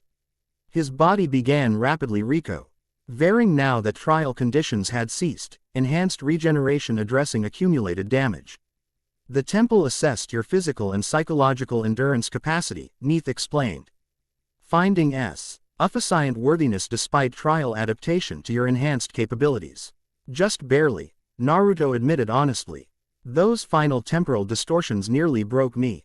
Yet you persisted, Annabeth observed with analytical precision that didn't quite mask genuine admiration. Consistent with your established psychological profile. My turn approaches, Neath announced, attention turning toward the second illuminated doorway which pulsed with increasing urgency. The hieroglyphic symbol for magical adaptation glowed with expectant energy. What exactly does magical adaptation involve? Naruto asked as his strength gradually returned. Traditional Egyptian magic operated through specific methodological frameworks, she explained while preparing herself. The convergence disrupts established magical systems, requiring adaptation to maintain functional capability. Testing your ability to modify traditional techniques for cross-dimensional application, Annabeth translated. Essential capability given our objectives. Neith nodded confirmation before approaching the doorway. Unlike Naruto's experience, she entered with formal ceremonial movements, ritual gestures and precisal, spoken invocations that seemed to establish respectful dialogue with the temple's sentience. When she disappeared through the threshold, Annabeth turned to Naruto with scholarly curiosity. How much do you know about Egyptian magical traditions? Only what Ra's memories provide, he admitted. The fragment contains historical knowledge but not complete magical expertise, more general awareness than specialized techniques. Egyptian magic operated through fundamentally different principles than Greek divine power, she explained, clearly organizing information to distract herself from concern about Neith. Where Greek abilities tend toward innate manifestation, Egyptian systems utilized complex ritual frameworks requiring precise implementation. Like our sealing techniques, Naruto observed, specific symbols creating functional effects through established patterns. Precisely, Annabeth confirmed with evident appreciation for his comprehension. Both systems require extensive knowledge bases and precise implementation, though your sealing methods incorporate chakra channeling while Egyptian magic utilized divine essence manipulation. Their scholarly discussion continued. While monitoring the doorway for Neith's return, Annabeth's extensive knowledge complemented the fragmentary awareness provided by Ra's integrated memories, creating comprehensive understanding neither could have achieved independently. Nearly 40 minutes passed before the doorway reactivated. Neith emerged looking significantly more affected than her typically composed demeanor, clothing partially damaged. Evidence of magical combat visible in residual energy patterns clinging to her form, expression revealing rare vulnerability quickly masked behind professional reserve. Neith, Naruto, moved to support her as she momentarily staggered. What happened? Adaptation trial. Proved challenging, she acknowledged, allowing brief assistance before straightening with characteristic self-reliance. The temple presented magical systems from all three realms simultaneously, requiring functional integration under combat conditions. You had to adapt Egyptian magic to work with Greek and chakra-based attacks. Annabeth clarified with impressed understanding. While defending against Set's corruption influence, Neith confirmed. The trial incorporated specific adversary parameters based on our mission objectives. She displayed lingering evidence of magical combat, partially healed injuries from what appeared to be multidimensional assault. Unlike physical damage, these wounds shimmered with disruption patterns affecting her essential nature rather than merely corporeal form. You're hurt, Naruto observed with concern. Not just physically. Magical adaptation sometimes requires essence sacrifice, she acknowledged without elaboration. Acceptable operational cost given mission parameters. Annabeth studied these interdimensional injuries with analytical concern. These disruption patterns affect your fundamental magical connectivity. They should be properly treated before attempting further challenges. Time constraints preclude optimal recovery sequencing. Neith replied with professional detachment that didn't quite mask discomfort. Your trial remains before we can access the Ankh. The third doorway pulsed with increasing intensity, the hieroglyph. I see symbol for integrated harmony glowing with expectant energy. Annabeth regarded it with uncharacteristic hesitation. What exactly does integrated harmony entail? Naruto asked, noticing her concern. Maintaining balanced perspective across competing worldviews, Neith explained. Where physical endurance tested bodily determination and magical adaptation assessed technical flexibility, Graded harmony examines psychological equilibrium between contradictory truth frameworks. Philosophical reconciliation under cognitive stress, Annabeth translated, her expression revealing this presented greater personal challenge than her typical analytical strengths. Maintaining coherent worldview while accommodating fundamentally incompatible paradigms. You've got this, Naruto encouraged with genuine confidence. Your mind already integrates Greek and Egyptian systems better than anyone. She offered tight smile in response. Analytics and mathematics provide objective frameworks. This trial likely tests subjective integration beyond logical systems, emotional and philosophical coherence rather than intellectual reconciliation. Despite her evident concern, Annabeth approached the doorway with characteristic determination. Before entering, she glanced back at them. If I'm not back within an hour, proceed without me. The Ankh takes priority over individual completion. We leave together or not at all. Naruto replied firmly. The doorway activated as Annabeth crossed its threshold, her form disappearing into dimensional transition. Naruto and Neith settled into watchful waiting, monitoring both the portal and their surroundings with professional vigilance. "She'll succeed," Naruto stated with certainty born of observation rather than merely wishful thinking. Quote, "Her mind adapts to new information better than anyone I've encountered. The Harmony trial tests different capabilities than analytical intelligence," Neith cautioned. "Emotional integration often proves more challenging than intellectual reconciliation, particularly for those with highly developed rational frameworks. Which makes her perfectly suited for it," Naruto countered confidently. Her analytical strength isn't separate from emotional understanding, it's how she processes and integrates both." This assessment impressed Neith, her expression revealing subtle reassessment of his perceptive capabilities.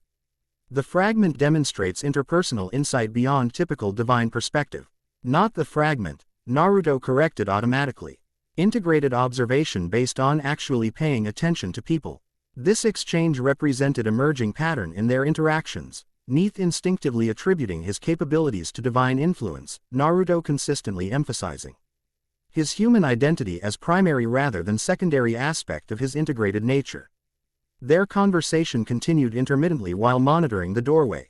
Naruto used this opportunity to learn more about Egyptian magical systems through Neith's professional expertise, comparing techniques with shinobi practices to identify potential integration methodologies. "Your sealing techniques share fundamental principles with Egyptian binding hieroglyphs," Neith observed. "Both systems establish energy containment through symbolic representation of natural forces, suggesting potential historical connection during previous convergence periods," Naruto theorized, Ra's integrated memories providing historical context for this hypothesis. Knowledge transfer between realms during earlier alignment events. This scholarly discussion continued for nearly 50 minutes before the final doorway reactivated. Annabeth emerged looking physically unharmed but psychologically affected, her typical composed expression revealing evidence of profound emotional processing not yet fully integrated. "Annabeth." Naruto moved forward with concern. "Are you okay?" She nodded, gathering herself with visible effort. The Harmony trial was unexpectedly personal. It created scenarios requiring simultaneous application of completely contradictory philosophical frameworks while maintaining coherent sense of self. Challenging parameter set, Neith observed with professional understanding. Integration without dissociation requires significant psychological resilience. "It showed me versions of myself that had embraced entirely different worldviews," Annabeth elaborated after collecting her thoughts. "Greek orthodoxy, Egyptian mysticism, rational materialism, each perspective containing ideal truth while making exclusive claims to complete understanding. And you had to maintain functional cohesion while experiencing all simultaneously," Naruto understood. "Holding contradictions without resolution." "Exactly," she confirmed, genuine appreciation for his comprehension evident in her expression. "The trial wasn't about choosing correct perspective but maintaining integrated NCT while experiencing fundamental cognitive dissonance." "All trials completed successfully," Neith announced as the chamber responded to their collective achievement. The floor at center began reconfiguring, stones shifting to create central platform where ceremonial pedestal rose from previously hidden chamber. Upon this pedestal rested the Ankh of Resurrection, golden artifact approximately forearm length with distinctive looped top. Unlike conventional Ankh depictions, this object incorporated elements from all three realms: Egyptian hieroglyphs along its surface, Greek key patterns around its base, and most surprisingly, chakra channeling nodes arranged in pattern reminiscent of Uzumaki ceiling spirals. "The Ankh manifests appropriate to worthy seekers," Neith explained, observing these hybridized elements, adapting its form to reflect those granted access. "It's beautiful," Naruto observed with genuine appreciation for both its aesthetic and functional design. The artifact radiated subtle energy that resonated harmoniously with his integrated essence, neither purely divine nor chakra-based but transcendent combination. "The Ankh bridges life energy across dimensional boundaries," Annabeth recalled from earlier inscriptions. "Its physical form reflects that function, incorporating elements from all three realms it's designed to connect." As they approached the pedestal, the temple's atmosphere shifted subtly, air pressure changing as dimensional boundaries thinned around the artifact. The Ankh responded to their proximity, golden surface illuminating with internal light that pulsed in rhythm resembling heartbeat. The ritual requires specific approach sequence, Neith instructed, indicating positions around the pedestal, each representing aspect of cross-dimensional stability. They arranged themselves as directed, forming triangular pattern around the artifact. The temple responded to this correct positioning, floor hieroglyphics illuminating in expanding circles radiating from the central pedestal. The activation invocation must be spoken simultaneously in 3 languages, Neith continued. Egyptian, Greek, and your realm's ancient tongue. Annabeth nodded understanding, immediately recognizing her role in this triad. I'll provide Greek component. I'll handle Egyptian, Neith confirmed before turning to Naruto. The fragment muse. Supply the 3rd component, ancient language of the hidden realm. Naruto felt immediate recognition through Ra's integrated memories, knowledge of pre-shinobi language that had evolved into modern crypt but retained sacred ceremonial forms in ancient sealing traditions. I know the words, he confirmed, accessing this integrated knowledge with increasing fluency. Neith provided the ritual invocation, which all 3 repeated in their assigned languages, synchronizing rhythm and cadence despite linguistic differences. The temple responded dramatically to this trilingual activation, Dimensio. Null boundaries becoming increasingly permeable around the pedestal. The Ankh itself rose slightly from its resting place, golden light intensifying as it responded to their combined invocation. For a moment, it seemed the artifact would simply present itself to them, ritual completed successfully through their coordinated efforts. Then reality shattered around them. The temple's carefully maintained dimensional boundaries collapsed in localized section directly above the pedestal. Unlike controlled transitional areas elsewhere in the structure, this breach represented violent intrusion rather than designed permeability. Through this dimensional wound poured crimson sand that coalesced into vaguely serpentine form before solidifying into humanoid shape. The figure materialized completely, tall, jackal-headed warrior whose armor incorporated both Egyptian symbolic elements and corrupted versions of Greek protective patterns. Impressive persistence, the entity remarked, voice carrion. G-layered resonance suggesting multiple speakers simultaneously. Set anticipated resistance, but not successful trial completion. Apophyse's lieutenant, Neith identified immediately, weapons Appy. Ring in her hands despite the temple's previous restrictions against violence. Temporal shadow self-serving chaos directly. Perceptive identification, the entity acknowledged with something approaching approval. Though, Lieutenant, suggests hierarchical structure inapplicable to chaos manifestation. Naruto and Annabeth moved protectively closer to the Ankh, recognizing immediate threat to their mission objective. The artifact responded to this defensive positioning, golden light intensifying further as if establishing protective barrier around itself. The convergence proceeds regardless of localized stability efforts. The entity continued conversationally, making no immediate aggressive movement despite obvious hostile intent. These symbolic gestures merely determine which CTS of chaos predominate during realignment. Why are you here? Annabeth demanded directly, analytical mind assessing tactical options while engaging diplomatic delay. Observation primarily, the entity replied with disturbing frankness. Set remains curious about the fragment's adaptation patterns. Your progress through divine trials designed for full manifestations suggests interesting evolutionary potential. Its attention focused specifically on Naruto, jackal head tilting with unnerving precision. Particularly noteworthy how maternal inheritance facilitates integration capacity beyond standard parameters. Maternal inheritance, Naruto questioned sharply, immediately alert at reference to his mother. The Uzumaki bloodline, the entity elaborated with evident surprise at his ignorance. Surely you recognized why your clan demonstrated unique capacity for containing tailed beasts. Their distant ancestry traces to previous convergence period, bloodline adapted specifically for divine mortal hybridization. This revelation struck with physical force. Throughout Naruto's life, the Uzumaki clan's special chakra had been described as particularly suited for sealing and containing the 9 tails. Never had anyone suggested deeper historical origin for this capacity. You're lying, he accused, though internal certainty suggested otherwise. Ra's fragment responded to is information with resonant recognition rather than dismissal, ancestral memories confirming possibility despite incomplete historical record. Chaos has no need for deception when truth creates sufficient disruption. The entity replied with disturbing amusement. Your maternal line descended from priestesses who maintained dimensional boundaries during previous alignment. Their blood carries a adaptation capability developed specifically for integrating disparate energy systems. Neith's expression revealed this information aligned with her own historical knowledge. The red-haired priests, S's of the Eastern Sanctum, were lost during the Third Convergence. Historical records suggested they established sanctuary beyond known dimensional boundaries. The Uzumaki clan specialized in sealing techniques, Naruto acknowledged, connecting fragments of his family history with this new information. Their spiral symbol appears in ancient ruins throughout our world. Precisely, the entity confirmed with evident satisfaction at this recognition.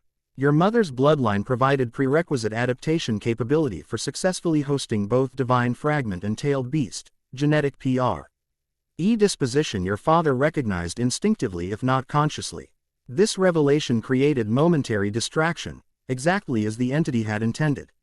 With blinding speed, it launched attack not to ward them but against the temple's structural integrity, crimson energy lancing into key architectural nodes maintaining dimensional stability. The temple shuddered violently as carefully balanced dimensional distribution began collapsing. Unlike the controlled phasing between realities that characterized its normal function, this represented catastrophic structural failure threatening complete destruction. The Ankh, Neith shouted, recognizing immediate priority. Secure it before dimensional collapse. Naruto reached for the artifact simultaneously with his companions. The Ankh responded to their combined intent. Lifting from its pedestal and hovering momentarily before them, assessing worthiness one final time before committing to their guardianship.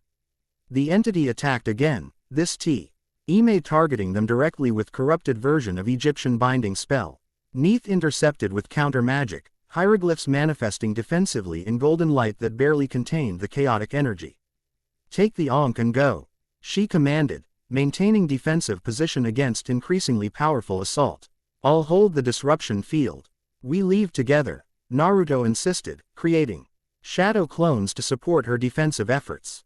Impractical operational parameters, Neith countered with characteristic pragmatism despite obvious strain. The temple's dimensional collapse accelerates beyond containment capability. Artifact security represents mission priority. The entity launched continuous attack waves, each more potent than previous as it channeled Set's chaos power through the dimensional breach. Neith maintained defensive barrier through increasingly desperate measures, drawing on personal essence reserves beyond sustainable limits. She's right, Annabeth acknowledged grimly. Tablet displaying catastrophic failure projections for the temple structure. Complete collapse in approximately 40 seconds. No viable extraction scenario for all three simultaneously. Naruto refused to accept this assessment. Throughout his life, impossible situations had consistently revealed unexpected solutions through determination and creative approach. This crisis would be no different. Multi-shadow clone technique, he commanded, creating dozens of duplicates despite the temple's energy disruption effects. Dimensional chain formation, his clones implemented a novative technique developed during their library escape, establishing chakra chain network incorporating Ra's divine essence to create temporary dimensional stability field. This improvised solution didn't prevent collapse but might delay progression sufficiently for coordinated extraction. Annabeth, take the Ankh, Naruto directed while maintaining clone network through focused concentration. I'll get Neith. The artifact responded to this decisive leadership, flowing into Annabeth's grasp with liquid grace before solidifying again. She immediately activated integration network communications through her tablet, establishing extraction coordinates for emergency transit. Meanwhile, Naruto fought through chaotic disruption field toward Neith's position. The Egyptian warrior priestess maintained defensive barrier against relentless assault, her life essence visibly diminishing with each counter spell as the entity systematically dismantled her protections. Go, she commanded again, voice weakening despite unwavering resolve. The mission succeeds only if the Ankh reaches dimensional anchors before alignment. I told you before, Naruto replied with characteristic determination. Breaking through disruption field to reach her position. We leave together or not at all. The entity seemed more amused than concerned by this rescue attempt. Admirable solidarity despite tactical irrationality. It observed while intensifying assault. Set appreciates such entertaining deviation from optimal strategy. Naruto reached Neith just as her defensive barrier shattered completely. The chaotic energy lashed through, striking her directly before he could establish protection. The impact sent her collapsing against him, life essence visibly bleeding from wounds that transcended physical dimension. Fascinating response prioritization, the entity noted with clinical detachment. Sacrificing tactical advantage for loyalty principle. Set will incorporate this behavioral pattern into future strategic calculations. Quote, the temple's collapse accelerated beyond even Naruto's clone network's ability to stabilize. Reality itself began unraveling around them, sections disappearing into dimensional void while others compressed into impossible geometries. Extraction portal established. Annabeth called from nearby, the Ankh in her possession generating golden gateway similar to integration network transitions but modified for emergency parameters. 10 seconds maximum stability. Naruto lifted Neith's increasingly insubstantial form, her divine mortal hybrid nature respawn. Ding catastrophically to chaotic energy exposure. Unlike purely physical injury, these wounds affected her fundamental existence across multiple dimensional planes. This outcome serves greater purpose than apparent failure suggests. The entity informed them with disturbing serenity as the temple collapsed around it. All progression, even apparent resistance, ultimately facilitates necessary convergence. With final surge of combined energy, Kurama's chakra and Ra's essence harmonized through desperate necessity, Naruto carried Neith toward the extraction portal where Annabeth maintained tenuous stability.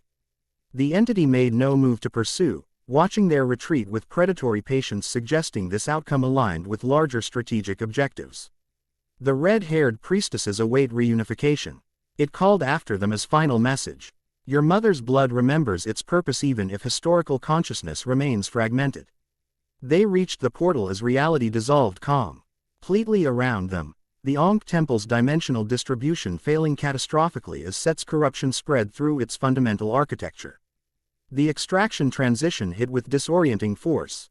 Dimensional boundaries crossing without proper mediating protocols due to emergency parameters.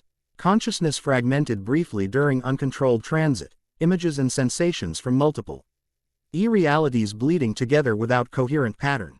Naruto maintained desperate focus on single priority, keeping Neith's increasingly unstable form intact during transition. Reality reassembled, with jarring abruptness as they materialized on marble platform overlooking vast blue sea. Greek columns surrounded them, architectural precision creating dimensional stability field that gradually reoriented their disrupted perceptions. Camp Half-Blood Emergency Extraction Point, Annabeth identified weakly, the Ankh still clutched in her grasp though the emergency portal generation had depleted its energy temporarily. Dimensional triage protocols active. Naruto barely registered their location, attention focused entirely on Neith's deteriorating condition. The Egyptian warrior priestess had grown partially transparent, her hybrid existence destabilizing as chaotic energy systematically corrupted the magical bindings maintaining her immortal state. She needs help, he stated urgently, supporting her now almost weightless form. Whatever healing you have here. Annabeth activated emergency communication device, speaking rapid Greek that Naruto couldn't follow despite Ra's fragmentary linguistic knowledge. Within moments, response team appeared, figures in medical attire but carrying implements suggesting magical rather than purely physical treatment methodology. Interdimensional corruption effect. One healer identified immediately, conducting assessment with practiced efficiency. Egyptian divine mortal hybrid experiencing catastrophic essence destabilization. Can you help her? Naruto demanded, reluctantly surrendering Neith to their care as they transferred her to specialized containment field. Stabilization possible, complete recovery uncertain, the lead healer replied with clinical precision. Apollo cabin specialists required for interdimensional trauma treatment. Annabeth provided rapid situation briefing as medical team departed with Neith. The NKH remained in their possession, mission technically successful despite nearly catastrophic complications. We got what we came for, she acknowledged, studying the artifact with professional asses SM. And despite evident concern for their injured companion. But at significant cost, Naruto stared after the departed medical team, processing everything that had occurred, not just Neith's injury but the revelations about his mother's bloodline and its connection to previous convergence periods. If true, this information represented profound reconfiguration of his understanding regarding his family. Why history and personal capacity for hosting both Kurama and Ra's fragment. She'll survive, he stated with determined certainty that transcended mere hope. And we'll learn whatever else said in his. Lieutenants are hiding about previous convergences. The sun shone brilliantly over Camp Half-Blood, illuminating Greek architecture designed to channel divine energy through precisely calculated proportions. Yet Naruto's thoughts remained with Egyptian sands and hidden temples, and the ancient connections between worlds that had shaped his existence long before he knew of their significance. Eonk represented one victory in larger conflict spanning multiple dimensions. As they prepared to integrate with Camp Half-Blood's defensive structure and plan next strategic phase, Naruto renewed his silent promise. Their wounded ally would recover, the connections between realms would be understood, and his mother's mysterious heritage would reveal whatever secrets it contained regarding his OWN unique capacity for bridging divided worlds. Chapter 3 End. The End. I hope you enjoyed this episode. Remember to subscribe and like this video. See you in the next video.